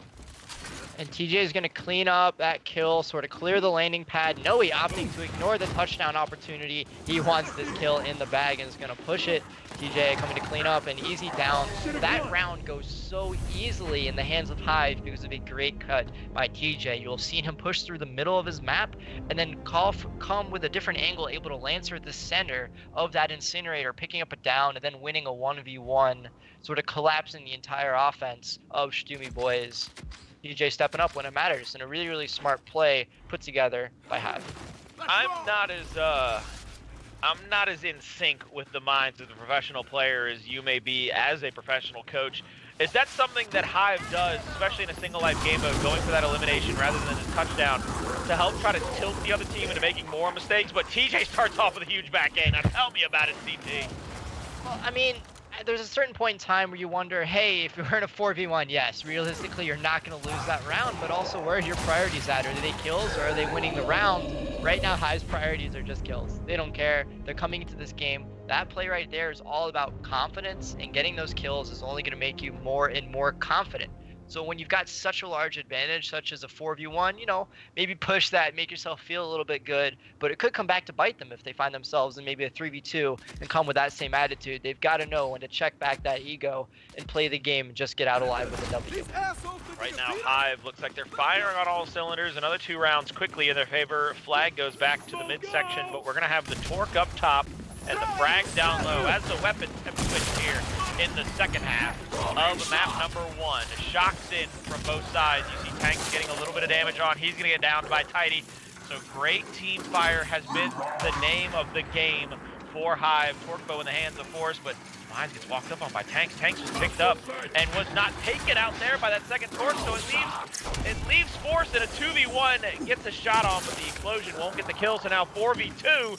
It is all down to Tidy and Force to make this happen. Reaction back A from the Torquebo comes out, doesn't get it to go, won't get the kill, so it is all over, except for Tidy, and he must get a 4-piece to secure the round. That's not going to happen with 3 Lancers on you. Right, I want to see Hive do a better job of communicating where numbers are. There was a 1v1 going down to the incinerator that TJ was trying to help out with the Torquebo, but behind him, no more than 15 feet away, his teammate's dying in what should be a 2v2, but instead a 2v1. Maybe trying to align your priorities and deal with the situation at hand. They're maybe trying to do too much supporting across the map, which is something that you normally don't see out of a team like Hive. So Hive goes to this next round. We have gone back and forth throughout this game. We're going to go on board with Jeff because he's been getting a lot of good kills for his team, really leading the slaying. Misses that shot there as that member of Shoots Boys pushes up with the double bounce, and he's going to continue to rotate the flag out. And remember, ladies and gentlemen, the reason everybody knew exactly where Jeff was headed with that flag is when you touch the flag for either team, you were automatically marked by the Gears gods themselves for the first 5 seconds of that flag pickup. So that's why they knew exactly which way he would rotate out. You see Tidy going as hard as he can, trying to get some Lancer fire in from the middle, trying to back up some teammates. Opposite side of the map, Jeff now getting caught out. He's in between 2 members, throws the shock down, 3v1 in that corner. And it will once again come down to Tidy versus 2. Not as insurmountable as a 4v1, but definitely not what you want in this matchup. No, but if there is any place on the map you want Tidy to be, he's in a good spot. If he was just to be able to, as I say this, he gets put in a bad position. If you're the last defender on your team facing a more than 1 number, you don't want to get Batista bombed, and you want to try and deny a touchdown. You need to position yourself between that flag and hold it as long as possible. Right, Tidy sort of pushed up, trying to maybe take a quick 1v2, but that doesn't work when the player can just ignore you and run to your own end zone. You want to look on defense to be a lot slower, really control the pace of that 1v2. So we've changed off now, 2 for 2. 2 rounds to Hive, 2 rounds to Stumi, 2 rounds to Hive, and we got to keep going back and forth in this one. I think the linchpin is whether or not Noe can get in there and get away with the flag and his life for free. There's the smokes out, there's the flag pick. He's going to try to hop, but he gets caught. One of his teammates was trying to take the same exact position as him, so the hop was blocked, and they sacrificed Demise, but they pick up a kill on I'm Kinda Cold on the opposite end to make it a 4v4. Now Noe is flying for the end zone. He's not wasting time in this. Tanks has the torque and is looking onto those 2 members, but now he goes down. Somebody has to pick him up in order to get that torque bow out of that possible fight. Tidy's got a great pistol, but will go down behind Noe, and Noe now in another 1v1 will have to win that. He will, has the backup now, 3v2 last members of Stumi Boys surrounding the last 2 members, the last 3 members of Hive. There it is, 2v2 now. Noe and Force, 2 of the most skilled players in the entirety of the world, will go head to head with Red 9 and Envy from Stumi Boys. I want you guys to take note of the positioning right now. Hive is very, very confident in their ability to win 1v1 shotguns. You may be wondering why TJ and Noe are so spread out. They're doing their best to isolate these fights because they know they're very, very confident they can win them. But also Noe, by having that enemy chasing him, as long as he's careful and doesn't get downed, he might meet with TJ for a quick 2v1 and try and maybe get a touchdown. And he gets that up A to go, gets the first brick on, and then TJ comes in with the down from the melee, and that makes it that 2v1. As you called out so eloquently for all those to see, he ran right into his teammate, they pincer moved 1, got an easy 2v1 to help secure the 10th point. Look at Force, ladies and gentlemen, 17 limbs to his name, with I believe only 4 deaths to his name, so just absolutely putting his team on his back right now to help win these rounds. Yeah, I mean, without a doubt, with 2,000 points, he's running this lobby, as you'd expect from a player like TJ. Smokes out from both teams. The flag pick goes in favor of Hive, and that'll be in the hands of Noe. You see them trying to win also this torque bow. They're going to get the first kill. Couldn't get either one of them to go just yet. There's the cleanup. Still a 1v1 over the torque. Noe still has the flag. He's rotated back into that control room for Hive, and there it is, 3v2, but the torque bow now in the hands of Demise. If he can connect with anybody, he's going to be able to get a kill and make it a 2v2. But Noe's hiding for now. Noe knows that he might get pushed out. If he gets all the way back in that spawn, he could have some backup. He's going to have to be careful here. He can't let anybody outmaneuver him, outpush him into a bad position. He has to protect Noe, who's all the way back in the spawn. Noe could be pushed at any given time. There's a frag, and Demise might get hit a little bit. Now they're going to push up on Noe. Noe's going to be in a 2v1, goes for the up A, will be angled out from the opposite side. There goes the kill. 3v1, and now Demise must make a move. He must make something happen, and they're going to get the call out that the torque bow's still right there. Easy walk around for I'm kind of cold. That frag from Envies is so smart, right? TJ with that torque bow, sort of the lifeline for Noe in preventing a 3v1 situation. By throwing that frag, you're forcing him to back up, to stop covering that sight line. Then you can flood Noe and deal damage from multiple angles. There's just nothing you can do. Textbook round out of Stoomy Boys and isolating these last numbers. So for anybody at home that's not caught up on what Gridiron is and how it plays out, we're at a 10-10, first team to 13, so this effectively comes down to a best of 3 because both teams can win with 12-12 when we go to overtime, or a team can win the first 2 rounds out of these 3 and effectively come away with the map victory. And you see Force picking up that torque bow, really trying to protect that flag for now. 3 members of Hive are down. You see Stoomy Boys floods out into 5v2. It's Demise and Force versus 5 members of Stoomy Boys. Force will have the active torque bow in hand, so he might have a chance to get a quick pick on the person going for the flag, but he cannot get that sight line just yet. Turns around and gets the first with the bow. Looking like Robin Hood, misses that next shot. He's got 2 more bolts in hand. Can he use them to their most effectiveness? Is going to push up now on Red 9, but Red 9 waiting in the wings, gets the first, and now CT with a second. They go up 12-10 and are on map point here in our map number 1, Stoomy Boys and Hive. Incredibly patient play out of Red 9, able to stay quiet, but nothing's quiet about his statistics right now. Currently 19-5, matching the slaying power of TJ, and that's what you need from Stoomy Boys. You need an answer because, especially in a single life game mode, if you can't match the slaying power, you've got nothing left to do except watch the enemy team walk the flag into your end zone. So Red 9 stepping up when it matters and is currently the answer to Hive.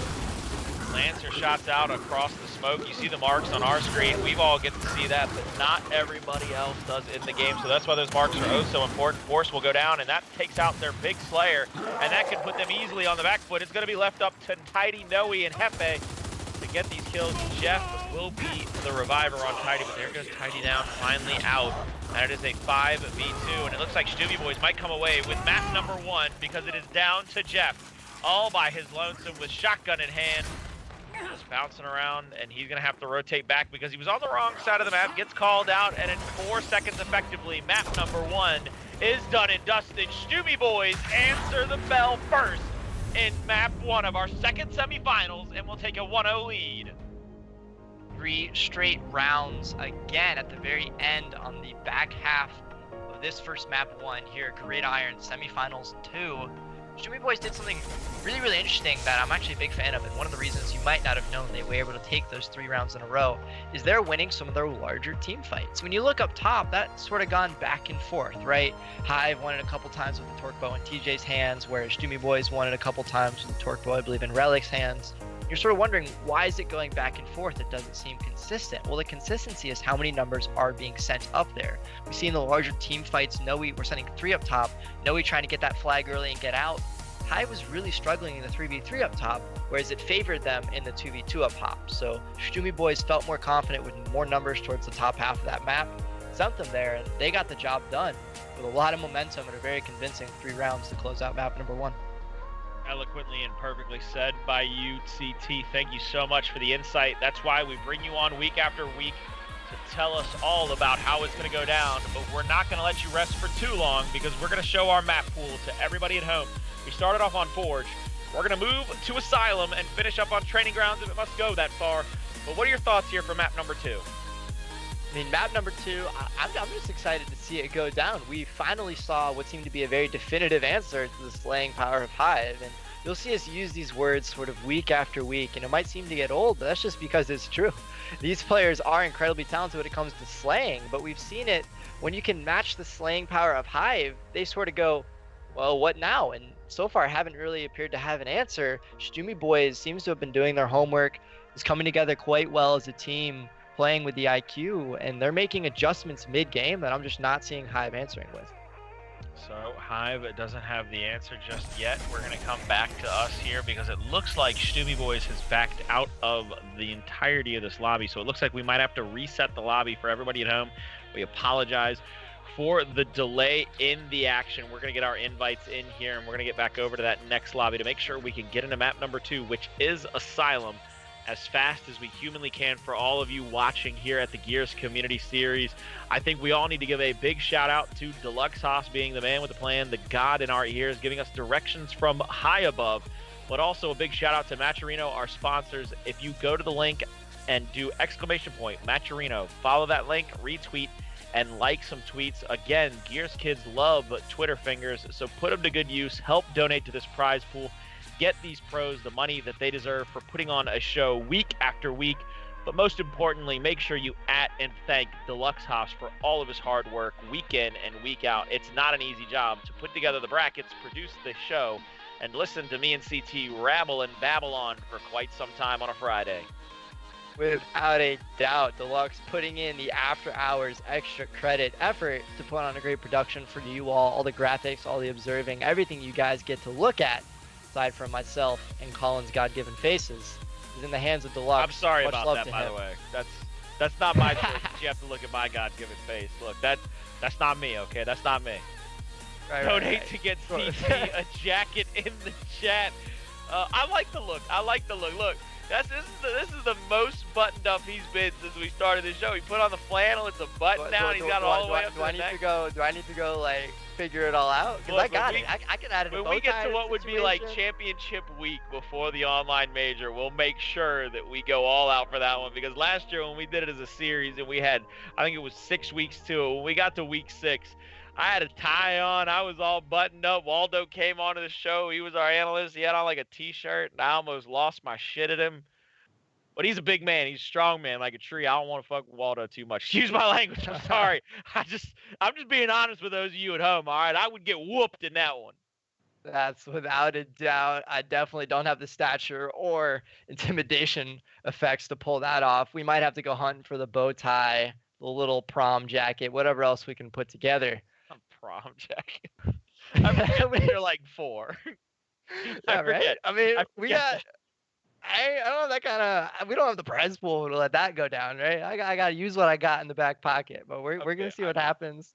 Maybe next week. Maybe we like match colors. So I need to put on the black, white, and red for Gears. Like, what's the move, Colin? Talk to me. This week, what? You went red, khaki, and what's the other? All color? American, baby. All American. Red, white, it's red, white, and blue in that sea. And I went with the black pinstripe jacket, the teal pocket square, little khaki offset Mandarin collar shirt. I went street cash, baby. I went street cash. It was tight. It was nice. We'll have a conversation about it. I got a Gears t-shirt and a blazer we might be able to put together. If I have to stand up, maybe I'll actually put on pants. I don't know. We'll see how it goes. Look, I know you've seen it on the pro circuit. They gave us those beautiful Gears esports jackets, those bomber jackets that everybody likes to wear. Everybody that I've worked with this season so far, and I'm sure Deluxe will tell you the story. As soon as we got those damn jackets at San Diego, he took one look at me and said, I'm wearing a jacket on Friday, so you can't wear it. Because every day after Friday, you can't wear the bomber jacket. He didn't just steal that. He intimidated me the right the hell out of that jacket. We get to Mexico City. You know what PR says to me when we're in our little pre-Mexico City meeting? He says, hey, Colin, I'm wearing that jacket on Friday. So even though we got these beautiful bomber jackets, I've never been able to wear them on broadcast. So I might have to bust it out for the community series, baby. I might got to throw that thing on. Got that embroidery on there. It might be the only place I ever get to wear it. And a bomber jacket, throw some hair gel in there. We get you on the main stage. I'll slick the hair straight back, put my bomber jacket on, and hit you with some grease, baby. Give you the double finger gun, just like the emote in the game, baby. Yeah, word. I mean, I got the man bun in right now. We've gone next level. We got to keep it all clean, all good. I think we'll see an evolution over time. I think we're only getting bigger and better.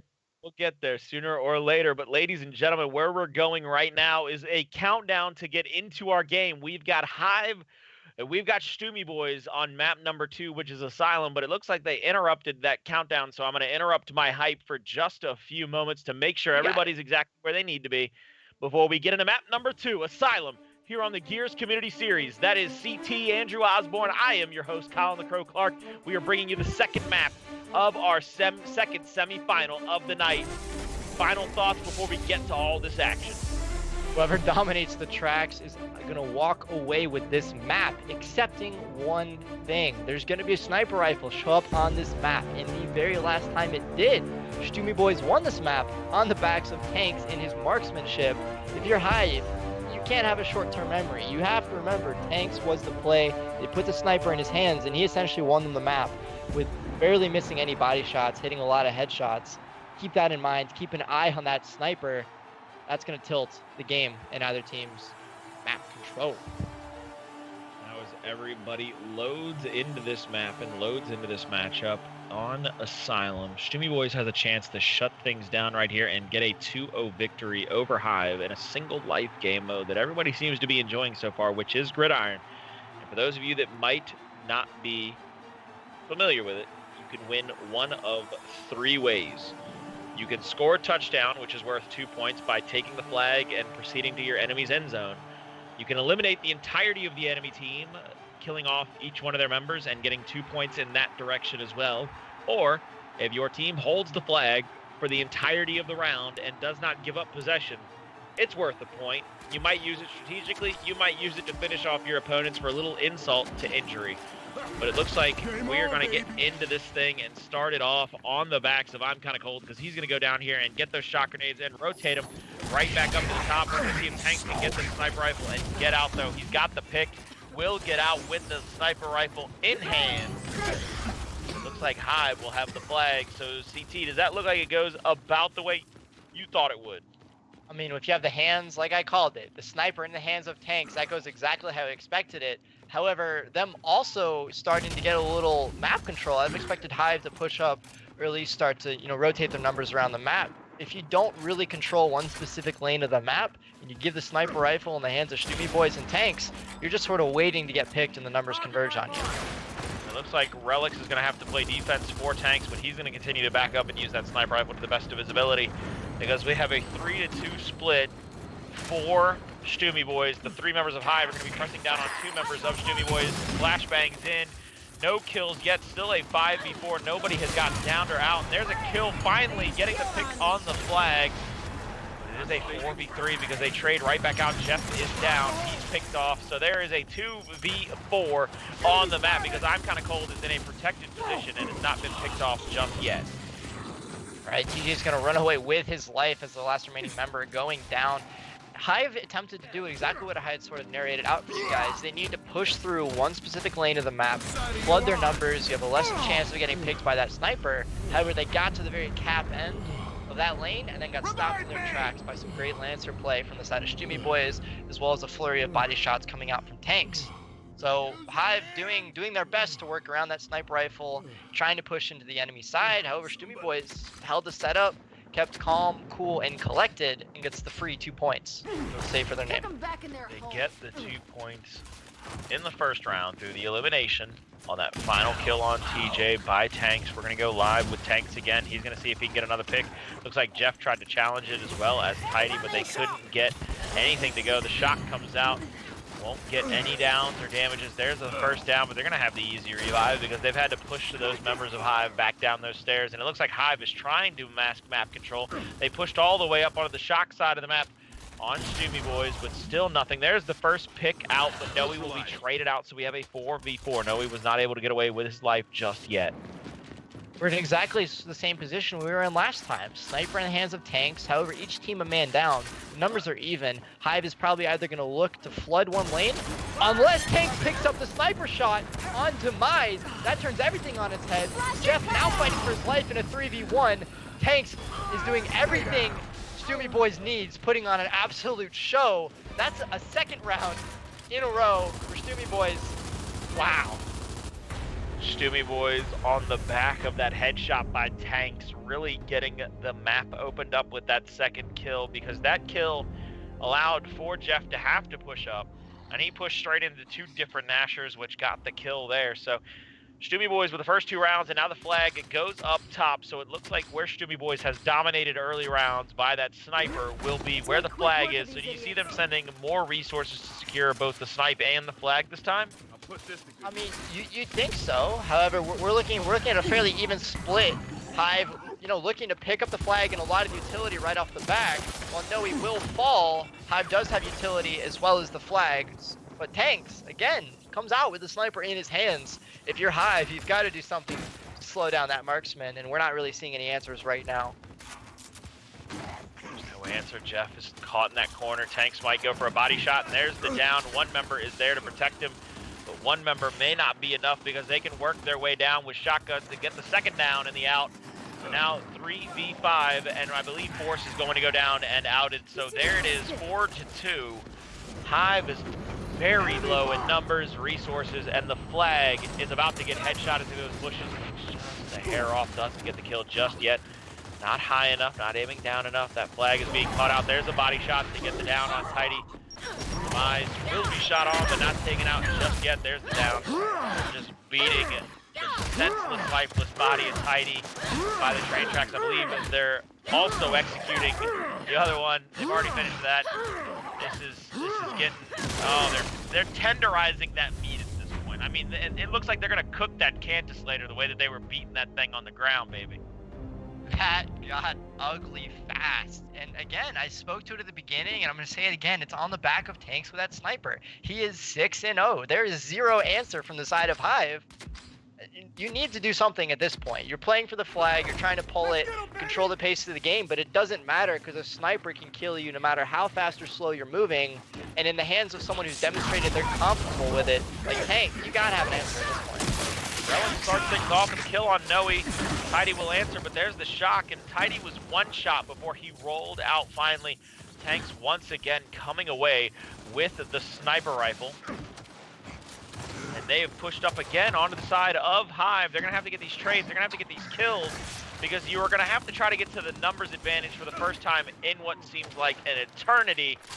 Tank's still fighting for his life. It seems like, though, with a 4-3 lead, they might be able to push up and get this flag to the end zone to really draw the fire of all of Stumi Boys into their eyes. And there's the first down, and they're going to get the touchdown. So there's the answer from Hive. They finally get the touchdown with that flag pick off initial. So we're looking at right now, that is the advantage of a team choosing to pull the flag. If you're able to pull the flag quickly, you get to control where you flood your numbers. Hive was able to put some players on sort of the top side of the map and able to stay alive long enough to just waltz the flag in through the track side of the map and get more or less what's a free cap, although they're down in men. So there is, a lot of different advantages to picking the flag early, picking weapons early. We're seeing a really large, diverse pool of strategy that is feasible in Gridiron. Tanks once again with the sniper, but down on the bottom side of the map, Demise will have gotten down and picked back up. They're in a 2v1 on the opposite side of the map. They have to get this kill on Envy, I think. They've got him trapped like a rat down here on the train tracks. He's yet to go down.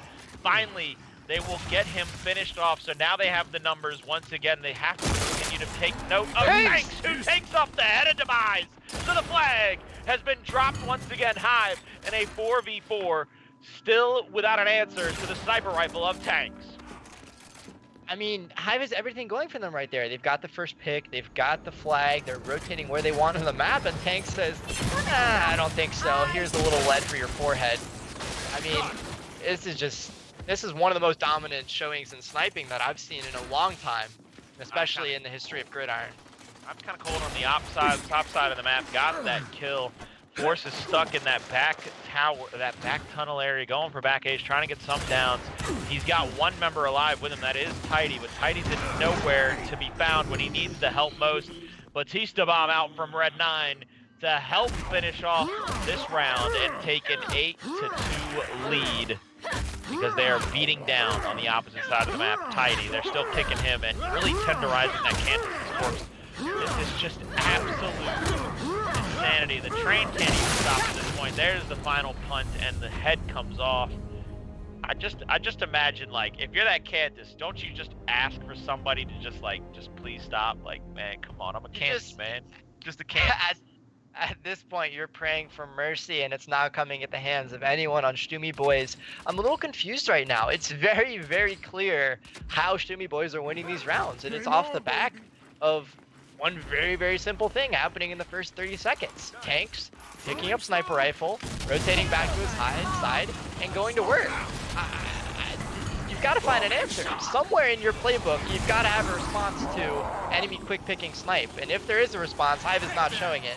Going down 5-3. Jeff picking up a kill to say otherwise. However, that's quickly answered 4-2.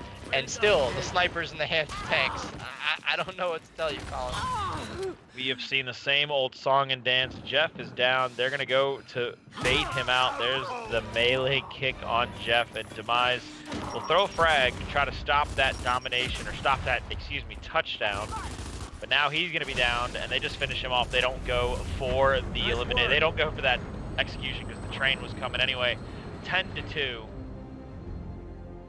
You said they haven't had an answer. They still don't have one. 13, 11, and 12 on the side of Stumi Boys, and nobody over 5 on the side of Hive in eliminations just yet.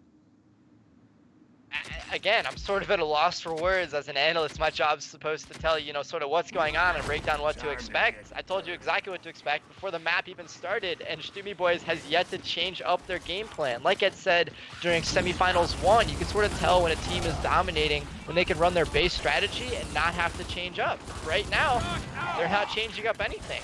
What did change, though, was the weapons on the map. We see Relics pick up drop shot and rotate back with it. He's going to rotate back with that drop shot. Nobody's gone down just yet. No, he will have the flag. Jeff will finally get taken out.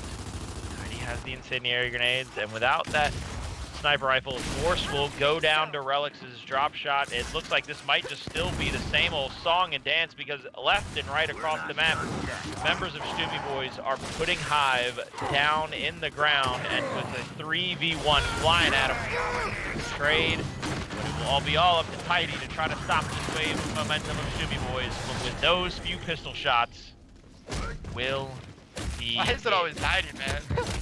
I don't know. Tidy must have said something. Man, at this point. Tidy must have said something. Maybe he made a couple too many gestures. I don't know what to tell you, Colin, but right now it is not just Tidy falling victim to the disrespect. With a 12-2 map 2, the entire roster of Hive should feel disrespected at this point. Ooh, and it looks like Hive is starting to get a little under their... It looks like Stumi Boys might be getting under the skin of Hive, because Demise is throwing out the 1v wager in the chat. Says after this, I guess, but looking like they're going to go for... Looks like they're going to go for this final round. I think Stumi Boys has to go ahead and close it out here. You can't let Hive get any kind of momentum. You can't let them come back into this and possibly take it to a map 3, because they're already angry. They're going to fly at these final kills. There's the first one. Force basically head downing across the entirety of the map, full tilting into the sun, it seems like. Lancer shot's not even getting the down there on Relic, so with a 5v3, the drop comes out, won't find anybody on the first one. The flag flies in, and I believe that is Noe trying to get a kill. Will finally get it, and these two members of Hive may try to rotate all the way across and get at least a touchdown in the second half for the side of Hive and make it 12-4. He's going to back up the other side. He's going to go for the Lancer cross now. Jeff will go down, and it will be a 4v1 for the round. Incendiary out. He won't make it away. He'll go down. The meat shield comes out, and ladies and gentlemen, Stumi Boys win map number 2, 14-2, and take this second semifinal against Hive 2-0. And we will move to our grand finals of Stumi Boys versus UYU in just a moment. But that is an absolutely dominating performance by Stumi Boys. I had talked about it and said it over and over again. Tanks with the sniper rifle, tanks with the sniper rifle. Obviously going 17-1, but who sort of slipped under my radar amid all that chaos is I'm kind of cold. Did not die that entire map. He went 17-0. When your top 2 Slayers are combining for 34-1, there is something going very, very wrong against Hive. Like, Colin, I don't know what to tell you. We've seen them struggle a lot in Pro League. We've seen them, struggle into map 3 against Toilet Splatoon, if I remember that name correctly. And now getting absolutely dominated on map 2, kicked while they're down. Either Hive is falling apart in what they're known and tried to do, or at least Stumi Boys is stepping up in a huge way, learning week after week, how to win this matchup. Stumi Boys definitely performed and impressed all of us in that map 2 victory. but can they do it against the best of the rest? And they will go up against UIU in our grand finals when we come back from the break.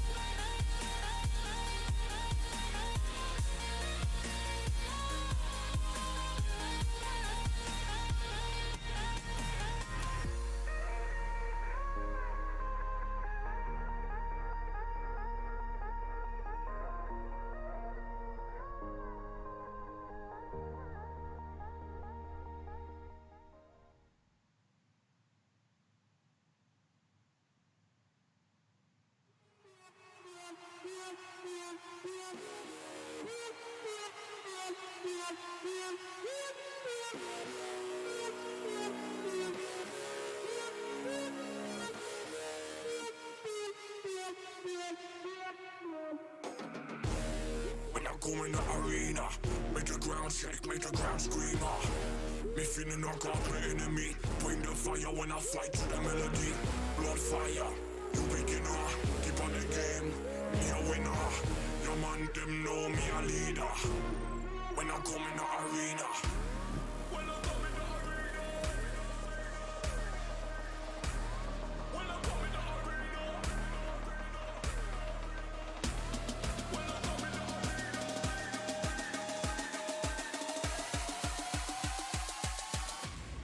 When I come in the arena.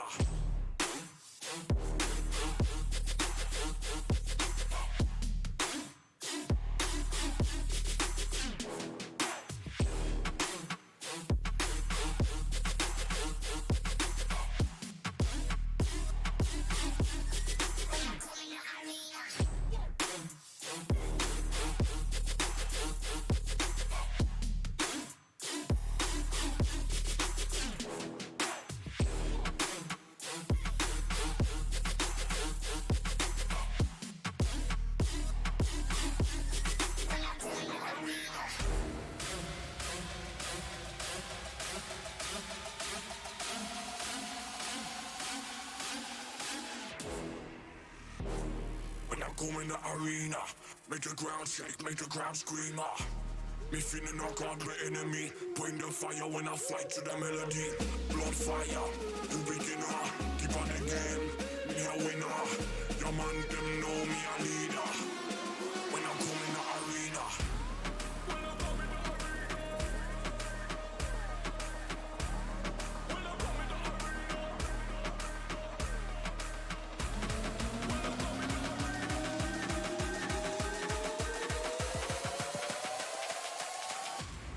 when I come in the arena. Let's go.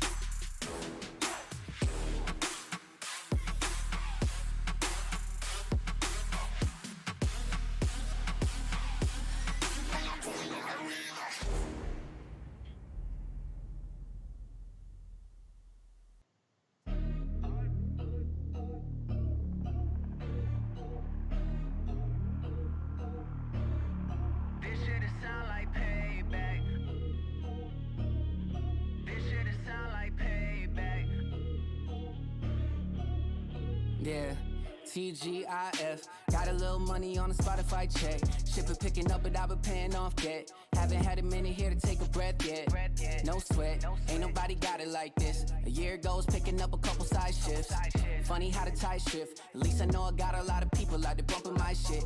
Yeah, I keep getting better, they keep getting better. Turning 26 letters into 6 figures. God willing, gotta keep the wheel spinning. No ceilings, no chilling. Got a pretty dope feeling. Boy, all my shit fuego. Don't be throwing rotten tomatoes. Since Egos and Legos, I've been like Lego. Baby, let's do it. Talking brass tacks, trying to get down to it. Oh, hey, hit every line with a blitz. Hey, man, it's first right here to test. Hey, put some Henny to the list. Damn, this shit might make me a rich man. Some people that told me you can't swing, but I guess the payback a bitch, ain't it? We gotta turn over every stone. Shout out to Justin to take us home. Get things done in a minute. Say I talk big, but I live it. Yeah. Get things done in a minute. Say I talk big, but I live it. I am up next. Payback is sweet. Up for 2 days, cause sleeps for the week. I am up next. Payback is sweet. Up for 2 days, cause sleeps for the week. This shit sound like payback. I've been about it since way back. 120, I gave that. Put my hands together and pray that I get a check for the payback. I've been about it since way back. 120, I gave that. Put my hands together and pray that I get a check for the payback. Payback, payback. This shit sound like payback. Payback, payback. This shit sound like payback. I've been about it since way back. 120, I gave that. Put my hands together and pray that I get a check for the 50% luck, 50% going out to get it. Really nowadays, I'm too blind. Keeping it 100 like it's in it. Hear you talking about a game, boy, I'm in it. Had a couple groupies that I couldn't resist, but lately I just passed on them like an assist. Lost a couple fans, yeah, I lost a couple friends, but the true day ones were with me in the switch. They like the way I do it right there. Flow so hot, if they listen, might burn. Going over 2 core numbers with my fam. Like, mama, look where your boy just earned. 2018, bout to be one hell of a year. Minus my depression and anxiety fears. Can't lie, love payback. 08 whip, but I pull up in a Maybach. Yeah, all cash won't pay for release. Needing no soul, but I'm chasing the freaks. Y'all be flaking on me. Exhale that fake when you breathe. Y'all sleep for a week. I grind. Crazy do every single big.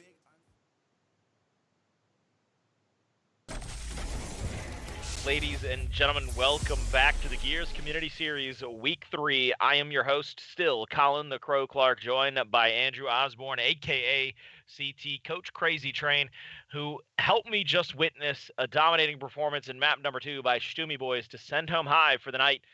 But now they must go up against the best of the rest, and that will be UYU, the reigning champions of the Emergence Days and the only undefeated team in all of Gears Esports Pro League outside of Rated R. Right, we're looking at this very, very same map that we had just seen earlier. We're going to be going into Asylum, UIU versus Stumi Boys. And the question on the front of my mind, and what I'm really hoping to see if we have UIU adjust, they're likely probably watching the stream, maybe getting an early look at Stumi Boys. And if they were, they know tanks and that sniper rifle are a problem. I expect them maybe to have an answer after 2 or 3 rounds if they don't already have one prepared. but we'll see. We didn't really see Stumi boys have to change up much. We'll see, if they start to see adversity at the hands of UIU, what do they do to respond?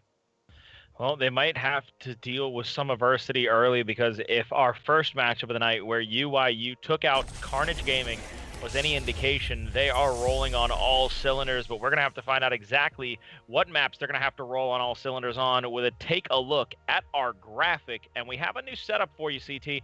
We're going to go right back to Asylum for that sniper play in the first half, but our second map is an oldie but goldie, one of the stalwarts of Gears of War. Certainly not something I would have put on the rotation, as anybody knows how I feel about that map. But if we go 1-1, we will go to map number 3 and go to Icebound. I mean, those maps I'm all incredibly excited about, and especially if we're talking sniper rifles and you want to see sniper rifle action, Canals is built for that. And what Canals is also built for is originally execution, right? That's a map we'd seen played on that game mode exclusively in the competitive scene up until this point in time. So I'm really excited to see it sort of come back onto the scene at its roots in single life elimination, with a little added twist of a little touchdown capture the flag action.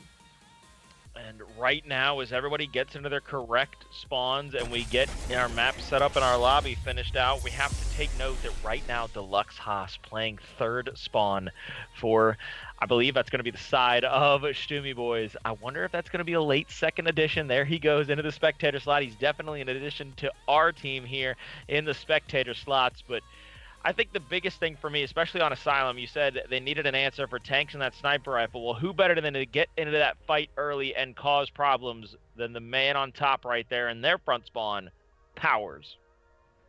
Yeah, right? I mean, obviously we're going to see Powers putting in work, playing quickly, doing what he does best. But what I'm most interested about is I couldn't really tell you off the top of my head who would run with the sniper rifle on the side of UIU. I mean, we've seen a lot of talented players on that roster play with that sniper rifle back and forth, but in a single life elimination mode, I'd be interested to see sort of who's their go-to and who do they trust to pop heads the most. Well, I look at it this way. If you were to ask me and let me give you a little insight on the side of that game, I think Powers is going to have to get into that fight first, and the way they've got Mental playing all the way on that back spawn positioning, there he goes, he moves up. So now it doesn't matter who gets it. If both them boys go up top to fight over that sniper rifle, you've got somebody who is making montages in Gears 4 with that long shot, and somebody who has been making people famous since he stepped on the scene with that sniper rifle in Mental. So both of those guys extremely proficient with the scope, and I think whoever's hands it ends up in, everybody better keep their heads on a swivel or perhaps behind some cover. Without a doubt. I mean, you look Powers, Mental, maybe two of the more likely candidates to pick that sniper up. But first, you sort of have to go through the hands and Nashers of the very, very hot Stumi boys. You can't be forgetting Tanks and Kinda Cold dropping 34-1 the last time they played this map, which was, maybe 10, 15 minutes ago. So if anyone knows how to work Asylum, it's been this team, as they've displayed UAU having their debut week in Gears Community Series. Let's see, what they have to show here on Asylum, as we know they're very, very good at it on Escalation. However, does that translate to the single life elimination game mode of Gridiron? We'll have to wait to see that. What we're not going to have to wait and see is for people, hopefully, to go to Matcherino by using that link that you see in the chat when you use !Matcherino. If you go on over to that website, you can do the quests for free. Not a single dollar comes out of your pocket by liking, retweeting, and following just a few Twitter accounts to help build up the prize pool for these pros and thank them for taking part in this Gears Community Series every week, produced and directed by Deluxe Haas and sponsored by Matcherino. It's an easy way to help donate and help keep the Gears Community Series alive, going week to week. We're not asking for any of your money, just a few clicks, and use those Twitter fingers that Gears kids are so famous for. Yep, and every single one of those pennies, cents, dollars goes to the hands of this winning team. So if you're a fan, a UIU fan, you want to support them if they're a likely candidate to come out on top, get to it now before the match is over, and they'll get direct I don't even know what the word I'm looking for right now is. They get your money. They're going to get the money you give them. However, if you're looking to the side of Stumi Boys to pull up the upset and come out on top, maybe start getting to work on that as well. Reciprocation. Something like that. That's too many syllables. What do you want from me? That's like 5 Too many syllables? Boy, I'm sitting on a porch with a cold glass of sweet tea, whipping out 5-syllable words. You got to catch on, baby. Come on now. All you have to do though is get into Matcherino, help donate to these great professionals that put on a show each and every week. We still have one member of Stoomy Boys not in his correct spawn, so we're just waiting on one more person to get together so that we can get into the game and get you all the action. I think something we've not seen a lot of tonight is we've seen that sniper really be a big factor, but we haven't been able to really go deep enough into Asylum to see how the drop shot plays out. Both matches we've seen on it, it really took place in the first half. And after we got to the second half when the drop shot was out, I think it was maybe 1 to 2 rounds per side to see how it worked out. So I would love to see this thing go deep, get to see how that drop shot plays out late in rounds, especially if it comes to a 1v1 with somebody having to hit a drop and win a round to win the map for their team.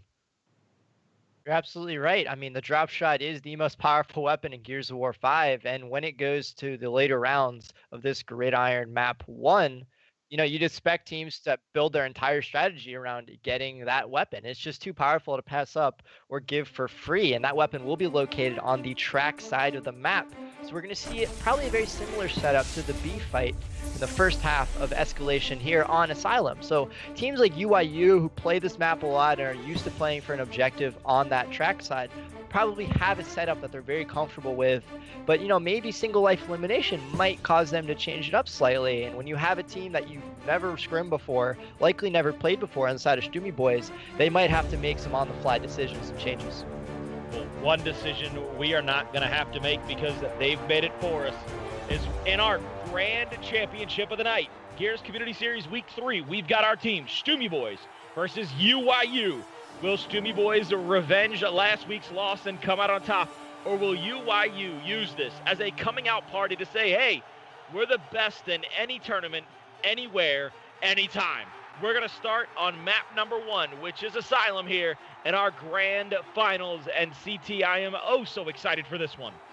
I'm sure more than match your excitement for this map number 1. I would love to go on board with the Powers. We spoke to it. One of the likely candidates to get the sniper rifle, and he's going to have to face the likes of Tanks, someone we've seen pop off. And I'm not just talking about his gameplay. I'm talking about other teams' heads. Who's going to stop Powers? It's got to be Tanks. This fight is going to be epic, Colin. So I guess we're going to have to go ahead and start with Powers or Tanks. Who do you want to go with, CT? Because whose side of personality do you want to see how they take this first fight? Let's go with Powers. Powers has got gusto, and maybe he doesn't know what he has coming for him in the likes of Tanks. Let's see what Powers does. Powers bounces in and meets Tanks head on, and Tanks comes away with a double. No, he comes away with a down and an out. So now he's left a teammate in that cubby corner. That'll be Relics, and Relics somehow comes away with 3 kills to his name. So a 4v2 in round number 1, leaving Praised all by himself to be down. And with the first round within 20 seconds, we see I'm Kinda Cold finish off that elimination, and 2 points go to Stoomy Boys. You had no idea what hit them. Tanks flew into there in a 1v2. I don't know if Powers saw anything coming. He went into that sniper rifle, set up with a Nasher, and was dead. And then everyone else on his roster picking up double kills to follow and match. That was I think the fastest round of the night we've seen. Without a doubt, that thing was quicker than a hiccup. If you blinked, you missed it. Now Powers trying to defend against Tanks, but yet again, Tanks coming away with the quick pick on Powers. There's the answer from UIU, so 4v4, but now Kinda Cold gets the sniper and will get out. There's a 1v1 on the bottom side of the map over the flag, so I'm going to go down there and start looking at Kenny to see where he goes, because Kinda Cold has also rotated that long shot to the bottom track area, and we have a 4v4 with an even split across the map, 2-1-2 on both sides. So CT, who do you see has to make the first move in this? I mean, right now, when you're playing for this flag, but on your side of Stoomy Boys, the train is going to come. Whoever has greater numbers on that side of the train is going to take the fight. Right now, we're looking at an even 2v2, so we might not see anything happen. But we're looking at Cold to get that sniper rifle and to get a quick pick, right? Popping ahead is going to put the team's advantage on Stoomy Boys, and they'll probably press with numbers there. Keep in mind, ladies and gentlemen, if no one touches this flag before time runs out, the very first team just to touch the flag will be awarded the points. So if this does go the distance, expect a mad dash just to be the first team to touch this flag. You see both teams jockeying for a position over the middle, but it looks like a 2v1 may go down on the opposite side of the map, and Explosive will be taken out. So there's the 4v3. They were able to rotate and get the kill. But now with the flag, UIU might be able to play some defense. Body shot out by Cole, but Fraze walks right through, and with pure supreme confidence, stomping with those Tims on from the big NYC, gets that kill. And now we see a 3v2 out. Frag grenades out by Fraze, getting 1 kill. Won't get the second because he'll pick up Mental, and that team kill will finish off round 2 in favor of Stumi Boys. And had that not been a team kill with that unlucky nade thrown a little too deep, Relic had that flag on his back, if I remember correctly, and he was already up at that corner, was running at the home hill. I mean, that's the first time we've seen it slow down so much to the point where a team had to pick up a flag, and Stumi Boys seemingly just as comfortable with the slow gameplay coming out on top. Looks like he might be having some trouble with his latency issues, really bouncing up into the thousands right now. Mental moves in to try to get the kill. Tanks will finish him off, and there's the flag, and another down coming out. So Explosive down, Fraze being killed. That's 3 quick kills. 4th down, there's the shock. Powers will go down yet again, and it's all up to Kenny, who is now down. He will be taken out. This was, without a doubt, one of the hardest things to watch because Stumi Boys is decimating UIU in these early initial fights. I mean, there is apparently no answer for Tanks on that initial fight, getting kills and trading out, and Red 9 riding Tanks momentum with that early pick, sitting at what looks like 7-0. Red 9, the only player in the lobby, along with Relics, the only 2 people. They're both 7-0. I was going to say he's the only one with 7 kills and no deaths, but there are 2 players on the side of Stumi Boys with no kills, or with 7 kills and no deaths. Smokes out. Tanks will again take that power position in that closet. Another smoke comes in. The shock blocks him off from being able to push up. The Tanks will go and get the snipe away. On the opposite side of the map, you have a 1v1 that it looks like Kenny's trying to win to be able to put pressure onto the side of Stumi Boys, but without a down just yet and no outs.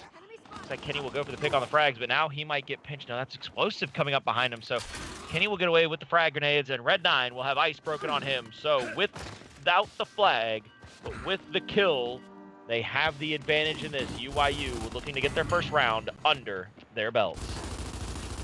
Tanks and Cold fighting a 2v1 up top. Can't get it to happen fast enough. Reinforcements come back. Cold's going to pick up on Powers, but get traded out by a well-placed nade from Kenny. Tanks picking up a headshot on Kenny as he up-A's into that pocket space. This is absolutely electric watching this kid snipe. Now Tanks has to push up because he thought he had a 2v1. There was one member of UIU waiting in the wings. The flashbangs come in. Fraze pushing forward, gets taken out by Tanks. Tanks get a second. There's the down. So we have an effective 2v1 against Envy. And Explosive will bounce across the map. Behind him will be Mental with the flag in hand. And they will be met by Envy out of that middle tunnel. Envy with the Lancer in hand now goes for the cross on to Mental. Won't get the down because no way you're going to just out-Lancer Explosive in that position to be able to stay in there and get the damage on Mental you need. So there's the answer. UIU down 6-2. Right, UIU, I mean, they're remaining composed. Tanks is picking up that headshot. Absolutely incredible shot. However, UIU staying composed, has the utility, working as a team, able to punish those 2 players for pushing up maybe a little too far. Comes on top, putting themselves on the board for the first time in this Map 1 Grand Finals matchup. We go to the bottom side of the matchup for the flag. The top side of the matchup still the big fight over that sniper. Powers is waiting for anybody to push in. He's been L-triggered once. There goes the shot out by Tanks. Tanks now cannot push in. Shock grenades out from both teams. Nobody able to get in power position in that fight. Kenny on the bottom side of the map was in a 1v. He tried to push up and get those frags. He couldn't get it. He gives up the frags and the flag to Envy. Both nades out. There it is, the kill. So 5v4, they have the snipe, they have the flag. Frags are wiped off the map.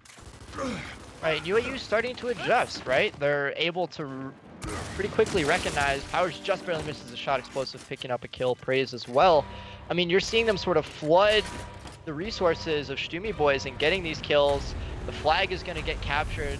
They're adjusting well, right? They're slowing down the pace up top. They're realizing, hey, you know, Tank is getting the first bloods on us, whether or not we like it. Red 9 picking up everything else for the roster. Let's slow it down, right? Let's not contest that fight as much. Throw those shock grenades. Let the fight sort of take a little bit of time to play out, and they're getting rewarded for their change in gameplay. Let's see what Stumi Boys' response is. Mid-round adjustments, the sign of a great coach, sign of a great IGL, putting their team in a position to win rounds rather than give them up as quickly as they did that first round. Here comes the Lancers after some smoke grenades get tossed from way downtown. It was a push-up by Tanks. The shock comes in, though, and the team fire, I believe, from Cold takes Tanks down, and double shock in that area will keep Tanks on his hands and knees for quite some time, and there's still a down up there. Cold will be able to pick himself back up. Nobody getting cleaned up off of the back of those shock grenades, but the sniper and the flag in the hands of UIU. Right, I'm looking at Powers right now. Show us a little something with a sniper, right? Wilder were known for his skill with that weapon. We've seen Tanks pop off with it. Right now in a 5v5 situation, he really is the catalyst of what's going to devolve into, you know, the final parts of this round. I want to see Powers hit that headshot. Explosive, pin some grenades. Kenny able to pick up a kill on Envy. You know, that sort of opens the door. It also gives them a 3v1 on the opposite side of the map. Look at Stewie Boys. They've rotated the far side of the map, and they've put themselves in a terrible position. They may have pushed the fight, but without a doubt, the call came through when UIU answers the bell with another touchdown. Readjusting and going across the train tracks, and have won 3 in a row. And we have a 6-6 tied first map here. And those are some great adjustments out by UIU. They even pull Stewie Boys into a fight at the gallery that they shouldn't have been in. That's just so smart from the side of UIU, right? They're starting to recognize that there are parts of escalation that translate over. When you have the flag and you recognize where the numbers are pushing, just like you're rotating to someone's home hill to keep a 2-cap, they're just out-rotating the flag away from where the fight is and getting an entire win for it instead of just a home hill capture. So UIU maybe starting to feel more comfortable with the rotations on this new game mode. Downs coming out for both sides of the team, but Praise will be the first picked off, so 5v4 we go. And it looks like I'm kind of cold. Will have the drop in hand. First one out, misses on mental. He'll take that cover, but then taken out swiftly. So now with a 4v3, they don't have the flag, but they have one more drop shot. If they can pick up another kill, that really puts them in the driver's seat and make it a 4v2. But UIU is rotating to the top side of the map. Powers will bring up the caboose for that train of UIU. Second drop shot finds nothing, and Kinda Cold has been angled out. Explosive will be down in the corner, and nobody will be there for the pickup, so 4v2 we go. Can Kenny and Powers, the two new members of UIU, get a round win off of some hard work and possible sweat from the brows of these two workhorses? And Powers trying to push a 1v1, catch someone off guard, Envy back rolling, getting the down, 9 cleaning up. We're in a 4v1 right here. Kenny is able to pick up 1, staying alive right now with fantastic movement. It's just not going to be enough.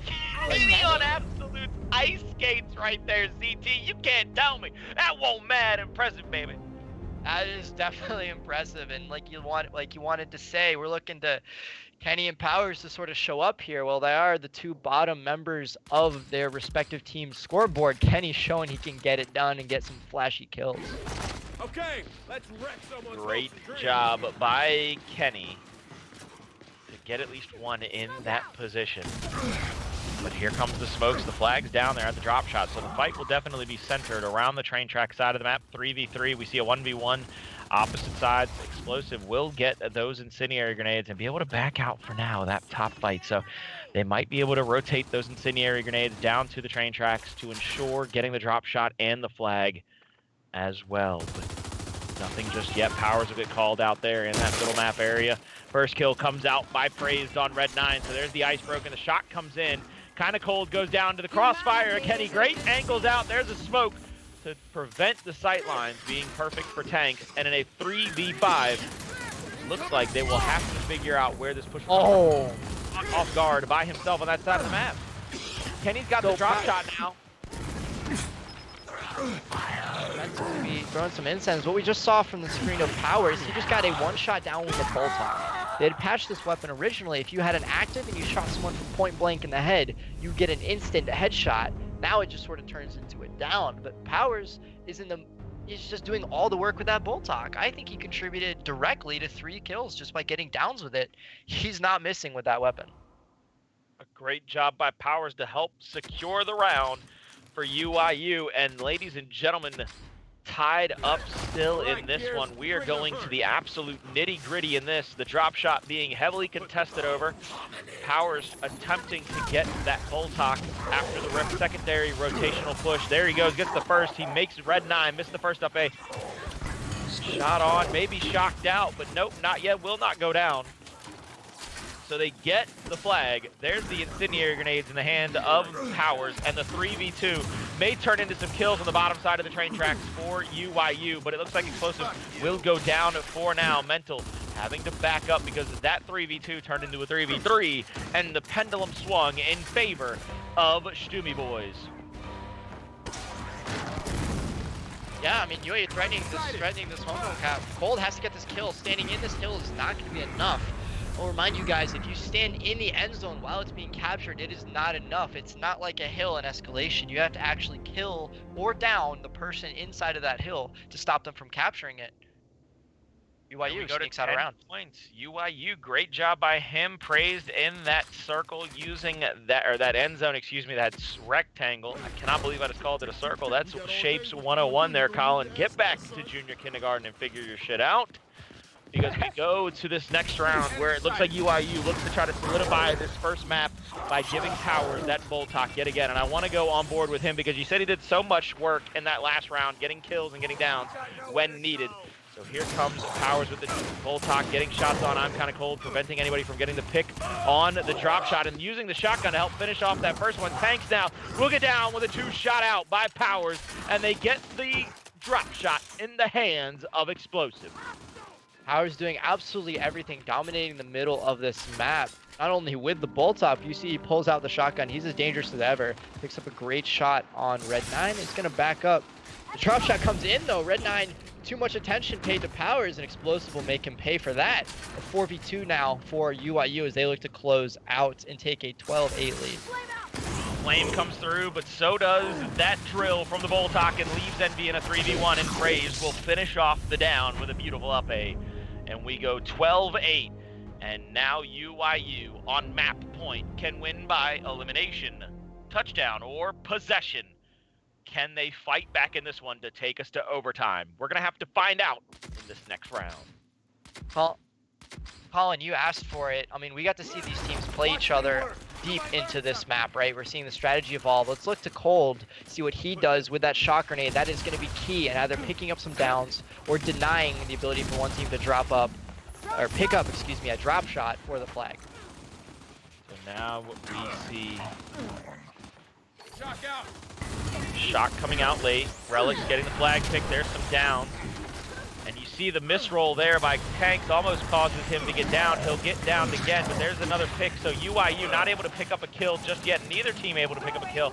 Excuse me. Another smoke comes in. There's a back A out by Cold. I'm going to stay on track with him because he's full red and he'll be shot down and out. So you see the downs, but no kills yet. Kenny will finally pick him off. So the flag in the possession of Stumi Boys. The numbers still even.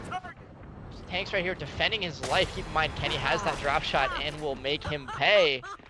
In the driver's seat right now, UIU with that flag as well as one shot left in the drop shot.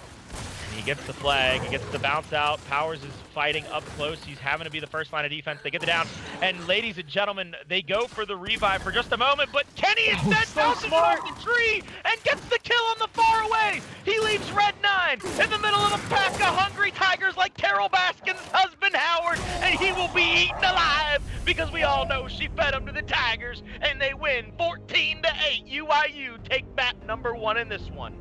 That was so smart. Kenny with the drop shot, not on the downed player like you might expect, but taking out the player still standing, leaving his team in a really easy 4v1.5 maybe with the downed player. Keep in mind, in this game mode, you are able to tap up.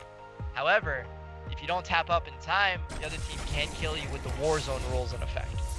Definitely those war zone rules are becoming a big factor for teams. They're not having to push those downs to ensure those kills. They're able to answer them out from a distance and get those kills to even those numbers out. And that really paid dividends for UIU when they were down 5-4 and got the down on Tanks and finished him off to make it a 4v4 early in that last round that we got to see. We're going to go to map number 2, and a map that I'm pretty sure you're very excited to see because it is one of the classics of Gears of War. It's one of the most played maps in the entirety of its history. We are going, ladies and gentlemen, to Canals for map 2. The triumphant return of one of the best maps in Gears of War history, Canals, to the competitive format, to the competitive environment. Looking at Canals, you have no idea how excited I am to see this back in a single life game mode context. The strategies, everything that can come with it, how quickly the tables can turn with things like nades and snipers on the map. This has got to be one of the best marriages between a game mode and a map of all time, any game, any esport ever. Now we are going to see this beautifully redone, reskinned map, all those bright lights coming off those buildings, and I think we have to make sure that we take note that it is 3 bridges, and while there are tunnels underneath each one of them, we're going to have a lot of primary fights taking place either on that mid-bridge or those back alleyways, depending upon where that flag will be placed on this map. It looks like we are just switching spawns for now to get everybody into the correct position so that we can get straight into map 2. It doesn't look like we're going to be wreaking this lobby, but what we are going to make you do is watch a quick Matcherino ad, because you can donate for free with Matcherino.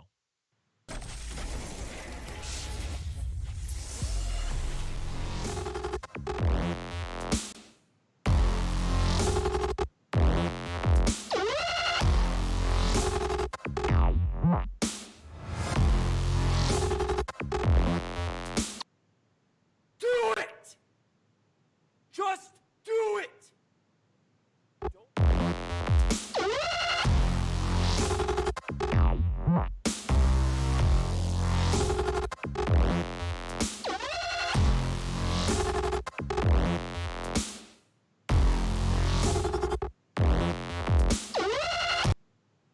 Do it! Just do it!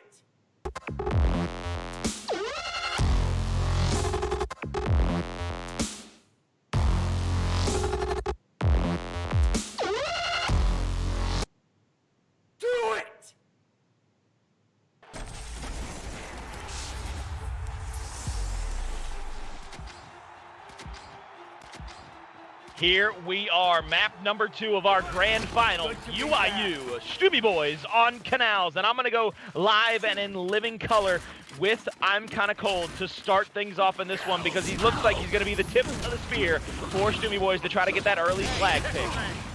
Right, you notice Praise picked up those nades. That means he's going to have top map control, able to throw down those nades to try and pick up a kill. Is able to do it on Cold. Kenny also getting the down on Envy. Praise getting his second kill on that down. Powers also getting that drop shot. All the utility in the world right now for UIU, as well as a one-man advantage. Powers is taking his chance at the end zone here, trying to get that sneak play for the touchdown. Not coming through. Here he goes, getting that counter to start right back up, and it will count down one after the next. Still nothing to go, and Tanks was last alive and finished off by Powers.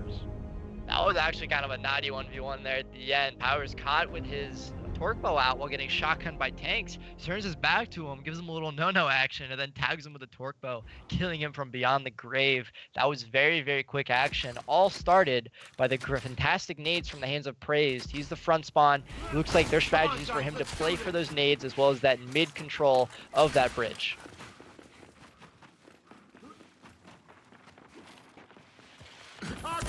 Flag is moved back hallway now. Praised in a fight here down at the Bulltox. 2v2 action. Can't get a shot on. Sees the misroll out by Cold and will take him down.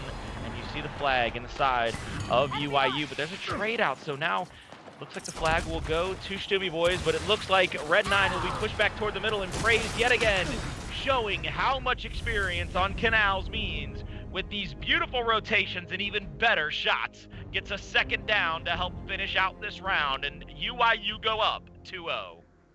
I mean, right now we're going to be seeing not necessarily an experience gap, but maybe a familiarity gap with some of the strategies employed. UIU sort of doing whatever they want, but doing the correct things, controlling middle map, pinching players off, and it feels like Stubby Boys, you know, being some of these players younger to the scene, if we're talking before even Gears 4, Gears UE, while older players like, you know, Kenny and Mental and people of that sort, you know, more confident on this map, have experience, whether or not be years old, kind of at home here on this map. Praise will go for those frags and get the pick, but gets walked up on from behind. There's a two-piece of the biscuit out from Red 9 to get the kill on Praise, so Ice will be opened up by Stubby Boys. The flag as well in the hands of Cold, but there's a down. It looks like they're going to have to rotate out because the pressure from UIU will now mount because it is a 4v4, and with Powers on their side of the map, he's going to have to rotate out of there. Flag still on the back of Cold. He's not able to push up onto the side of UIU just yet. And it is still even in this one, 3v3. Kenny hiding behind that power, trying to hope to see any member of Steamy Boys get called out. Tanks with another fantastic headshot, showing over and over again he is the man to break ice in your even team number situations. Nades coming back out. A quick 3v2 advantage right now. Make that 3v1 advantage. Steamy Boys in a fantastic position to close this out if the sniper in the hands of Mental has anything to say about it. We're gonna go live with Mental. He's all by himself. I want to make sure I see if he can get a headshot. There's a body shot out. Won't get the up A to get the down. Tanks goes for a quick shot on Mental, but instead suffices for the shotgun. And they answer back, and now it is 4-2. Still in favor of UIU. Steamy Boys with an answer. Red 9 coming through the top and taking that middle control away from the hands of Praised. And I will not lie to you, seeing a two-piece in Gears of War on Canals in an execution game mode is exciting. It is a long time throwback of everybody in the chat. Now the flag will rotate back down to the torque bow, and we see everybody coming out, smokes out for both teams. Kenny might be the first to the fight, playing that Kate skin. Shots onto the left side, won't get anything just yet. You see the crossfire, big X being made by all that Lancer fire. Kenny a little late to the punch there to get those shots on. Well, now back up, the flag will be in favor of Steamy Boys. Well, still 5v5, and no one has yet to break ice, and Relic's picking up the torque bow after the flag is able to run away from kind of Cold. We're getting to a position where we might sort of see a stalemate for a little bit. I mean, if you're Steamy Boys, you want to play defense, you have all the advantages of the world, and UIU has to push you, or else you get awarded 1 point for holding the flag out throughout the entirety of the match. You can make it 4-3. You see Mental on their middle bridge trying to find a shot on. Tanks on the opposite side. That'll be number 8 on the screen. Has the long shot for the side of Steamy Boys, and it looks like they are stacking up this left back alley for a push. Kenny still waiting on that mid bridge just in case they get a call out. Yeah, I love how quiet it's one got. of these lanes. It's Don't you gotten love so this quiet. CT? I mean, it's like eerie almost. You could hear a mouse piss on a cotton ball in this place. I mean, it is ridiculous. This is a sound we have not heard in Gears of War in a very, very long time, and that is silence, punctuated by the start of a fight. Nades coming out, explosive picking up a down and a kill. Misrolling will get punished, does not get punished for it. Hole missing shots will get cleaned up as explosive. Superman rolls past him. Rex gets down. The touchdown coming in. It all happened at once. They coordinated a push, and like a well-oiled machine and an even better army, they make that push and get kill after kill before it is all down to just a little love tap out of UIU to show off and show out at the very end of that round and take another lead of 6-2, up by 4 points. We see UIU looking to get dominating control here. If they can win another round back-to-back, they'll be up 8-2 and really be in the driver's seat. In this one, you see Praise throwing out the smoke. He's going to go for this front middle bridge control. He's going to be pushed on by 2 members of Steamy Boys. Not down yet. There's the down. Kenny has to try to back him up. Will go down himself. Now it is up to Explosive. Gets the first. He's going to go for that meat shield. Try to answer back. It's a 4v3. He's going to have to take cover because the long shot will be able to cross him out in that position. So now 4v2 we go. Powers and Mental all left to Billy Goat Baby. Mental will have to try to get 4 kills to save the round. Mental's sort of giving up those nades for free. You expect him to at least be looking in that direction, knowing Envy is going to pick up those nades. However, he does have bigger problems with a torque bow and 3 members of Steamy Boys to his right. Back Gang not really taking any damage. Will miss that reaction shot. And Steamy Boys close out what appears to be, if my math is correct, round 5. Wow. We go to round 6, the last round before the weapons swap on Canals. We will have to see who takes this control.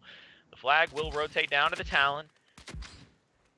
So we have to see what they will do. Because I believe the Talon is a Bower position, but both times Praised has gone for the front of that bridge. They will have gotten a 2-shot down on him, and there's the 2 members of Steamy Boys. Praised waits, doesn't roll in, and there's the first shot out by Cold getting the kill on Praised. Opposite of that, you see Powers trying to make sure nobody gets a quick pick on the flag. It's a 4v5. and Kenny will have the bow. So Kenny, one of the longtime best bow players in the game, will have the bow and be able to back it up to help Mental use those precision weapons to try to get at least one pick on the flag carrier. But on the opposite side of the map, they've left Explosive in a 2v1, and he'll go out before Mental can really help him. Kenny looking to try and equalize things, trying to pick up a torque bow in a 3v5, dodging a nade, and he's going to rotate back. Mental, however, picking up a kill in a 1v2, will be traded out. It's a 2v4, and the flag is still neutral. Now 1v4, Kenny last man standing, dodging nades, dodging shots. Things are not looking good if you're a fan of UYU. And I'll point out, the reason these rounds are starting now to collapse in the favor of Stumi Boys is because of that mid control. We saw Praise get there more or less uncontested for the majority of the first 2 to 3 rounds. And as soon as Stumi Boys recognize that, we're able to play and start picking up kills on him. They're winning rounds convincingly. Hey, look, I'm a straight shooter, CT, and I don't know if you got to see it if you were on the camera of Powers in that last fight before he died, but that man hit what looked to be 2 pretty big concrete blocks and couldn't get it down. So I'm not sure how many hit markers he missed, but my God, it couldn't have been by much. And I really think that fight, if that had gone the other way, that would have tipped things into the favor of UYU. But coulda, woulda, shoulda, but you didn't. If ifs and buts were candies and nuts, we'd all have a Merry Christmas. We go to the second half. The weapons will swap. The double snipers will still be there, but instead of a torque, it's an M-bar, and we have a bolt talk instead of the talon, and now incendiary grenades instead of frags. Mental picking up a crispy headshot on I'm Kinda Cold. And for the first time, I will let you know, we were making history. There are 3 sniper rifles on the map in Gears of War 5 competitive history. I love this. Now, 5v4 advantage, UYU having the flag and the numbers. They come away with the first pick. I think Tanks on the opposite side has to try to pick one member of UYU across the map. He goes for a body shot, doesn't get it to go.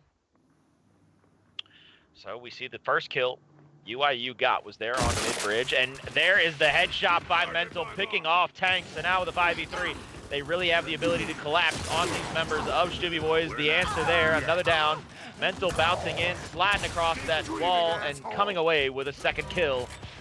They will chase after Envy, and can they get to him before he gets to the flag carrier and Praise? But the touchdown comes through, making hands high, and UYU with a quick answer in this one, going up 8-6. Mental doing it all for his team, picking off the opponent's sniper with his own sniper, and then getting down and dirty with his shotgun, picking up 2 more kills. We're seeing him show up in a big way. However, I really, really like this map for one particular reason. If you look at the scoreboard, everyone's kills are more or less, in the same region of each other. The scoreboard is close, and so are the kills. If you look at either side of each team, this is about as close as it gets. Smokes out. Looks like Cold might go for the pick on the M-bar, and he will get it to get away. Mental won't be able to get any headshots just yet, so UYU will have the flag, but they will not have the M-bar on their side. So the 2 snipers to the side of Stumi Boys. Mental in the same place that we saw him as last time. However, Tanks, so it maybe learning from his previous experiences and the lead thrown around his teeth, opting to sit in a slightly different position, going to be trying picking up a headshot. While usually we would be seeing a stalemate right now if we were back in the good old classic 4v4 execution days, the flag currently is in the hands of UYU, and if this does go the distance, neither team is able to capture or wipe out the entire other team. UYU will be rewarded 1 point for their efforts, as twin pairs of incendiary grenades are thrown at the feet of Red 9, but to no avail as he still sits comfortably on that pillar. And with the flag still in their control, you see UIU looking to jockey for a position and try to get across the map to maybe get another 2 points in their name. Mental throwing his smoke out. He's going to blind out Tanks. Tanks answers with one of his own. So still no kills on either side of this matchup. But the flag and the possible possession point on the side of UIU. Still in that 5v5 situation. Gears of War slowing down. But Mental having something to say about that, making me eat my words. Picking up the head of Envy's, cracking this baby wide open with only 21 seconds left. UIU doing everything right. Currently 5-3, 5-2, 15 seconds left. Relics has to do something absolutely magical to keep his team in this. Tanks will get the down there on Praise. They'll pick the flag right back up. There's the melee out. They're going to get the kill. But the elimination from Praise gets the next set of points, and they go up 10-6. They are down to just needing 2 rounds to go in their favor to come away as grand champions in this one. This is very, very close. And it all sort of comes down to now who's picking up the headshots. We're seeing these later rounds, go sort of to slow down and go the distance, whereas early on we saw Praise picking up the middle of the map and that being the catalyst of gameplay. But now it's really all coming down to who has the better sniper in their hands. See if Tanks has an answer to a quiet round. There's Powers getting the kill on Cold, and Powers with a second, so there it is. 4v3 we go, because Red 9 will finally get the answer. 4v2. Praise getting one on Red 9. Mental barely missing a headshot on Relics. He's just looking, waiting for the opportunity. A little premature, knowing that he does have 6 more still ready to be chambered in and thrown at the side of Stumi Boys. He's just hunting, man. He's just waiting for this angle. They have nothing else to do but wait. Praise picking up a fantastic kill on Relics, opening this into a 4v1. There's really not much left to do if you're on the side of Stumi Boys. Just hope for a miracle. Tanks doing what he can, though, with a quick back A onto Praise. Will not matter. Praise with the angle on the incendiary grenade, but 1 point away from becoming our Week 3 Gears Community Series champions. And we move to 12-6. They've doubled up the points now on them. And earlier you pointed out how the kills were pretty much the same. They were pretty even. It looked like we were all working together on the elimination side. But now, with everybody in double digits for UIU, you can tell that they have definitely taken control of the map and this matchup. Praise looking to throw that smoke out and get an early pick there on the flag. Bounces in. Both teams with their snipers in hand. Nobody with the M-bar yet. Praise with the flag. He can legitimately hold on to this for the rest of this round and come away with a championship for Gears Community Series Week 3. Relics will be called out, and Powers hits the M-bar shot to finish him off. 2-man push up top now, and it looks like UIU might try to flood their resources to the opposite side of the map to help out. There's some kills coming out. Trading back and forth on the opposite side of the map, but it looks like Praise might get the call out and says, hey guys, I'm gonna go for the touchdown. I've only got 1 to beat, it's just Envy. Envy will go for the Lancer shots on Praise. Praise goes for the little roadie stripe and gets the touchdown to finish it off. And UIU are your Week 3 Gears Community Series champions. Hats off to the side of UIU saying, yeah, we'll go close on map 1, but map 2, Canals, we'll show you how it's done. We're the veterans in this community, and we're here to prove why. I want to break down that action. We sort of saw Stumi Boys playing reactively to this map as if they didn't know exactly what to do. Simply had UIU play a couple of different strategies. Like early on in the first half, UIU's strategy was Praise, holding the middle of that map, picking up those nades and putting them to work. After losing 2 rounds, Stumi Boys going, okay, we have to react to this, and they did. Much to their credit, have a good counterplay for that. However, we go to the second half of this game, there was a new meta developed where we are playing for snipers, but also sort of down low map control. And really all just came to the kills. And at that point in time, Stumi Boys didn't really have an easy answer as far as just getting in and killing Praised. And sort of UIU, their experience showed and came away with a dominant second half. That was an amazing game. And I think we have to just go ahead and give props to UIU in that one. They come away as Gears Community Series Week 3 champions. And CT, I have had a lovely time here with you tonight, and I can't wait to do it again, hopefully soon. Any final thoughts before we wrap things up? Some final thoughts. Obviously, next week coming at you guys with the same action, but MLG Great committing to the prize pool with his own money, going above and beyond, not only doing all of the challenges Maturino offers us to donate for free, but donating with his own money as well, going straight to the pockets of a very pleased UIU in their opening performance of Week 3 of the Gears Community Series. MLG Great, Alex, one of the best in the business. Love him and thank him for that donation. We will be back next week where hopefully UIU will come back to defend their crown. Don't forget, go to Maturino and help donate to the prize pool each and every week. Go to @Deluxe Haas on Twitter. Follow him to keep up with everything Gears Community Series related. That's CT Andrew Osborne. I'm Colin the Crow Clark, your host. Thank you for joining us for another week of the Gears Community Series.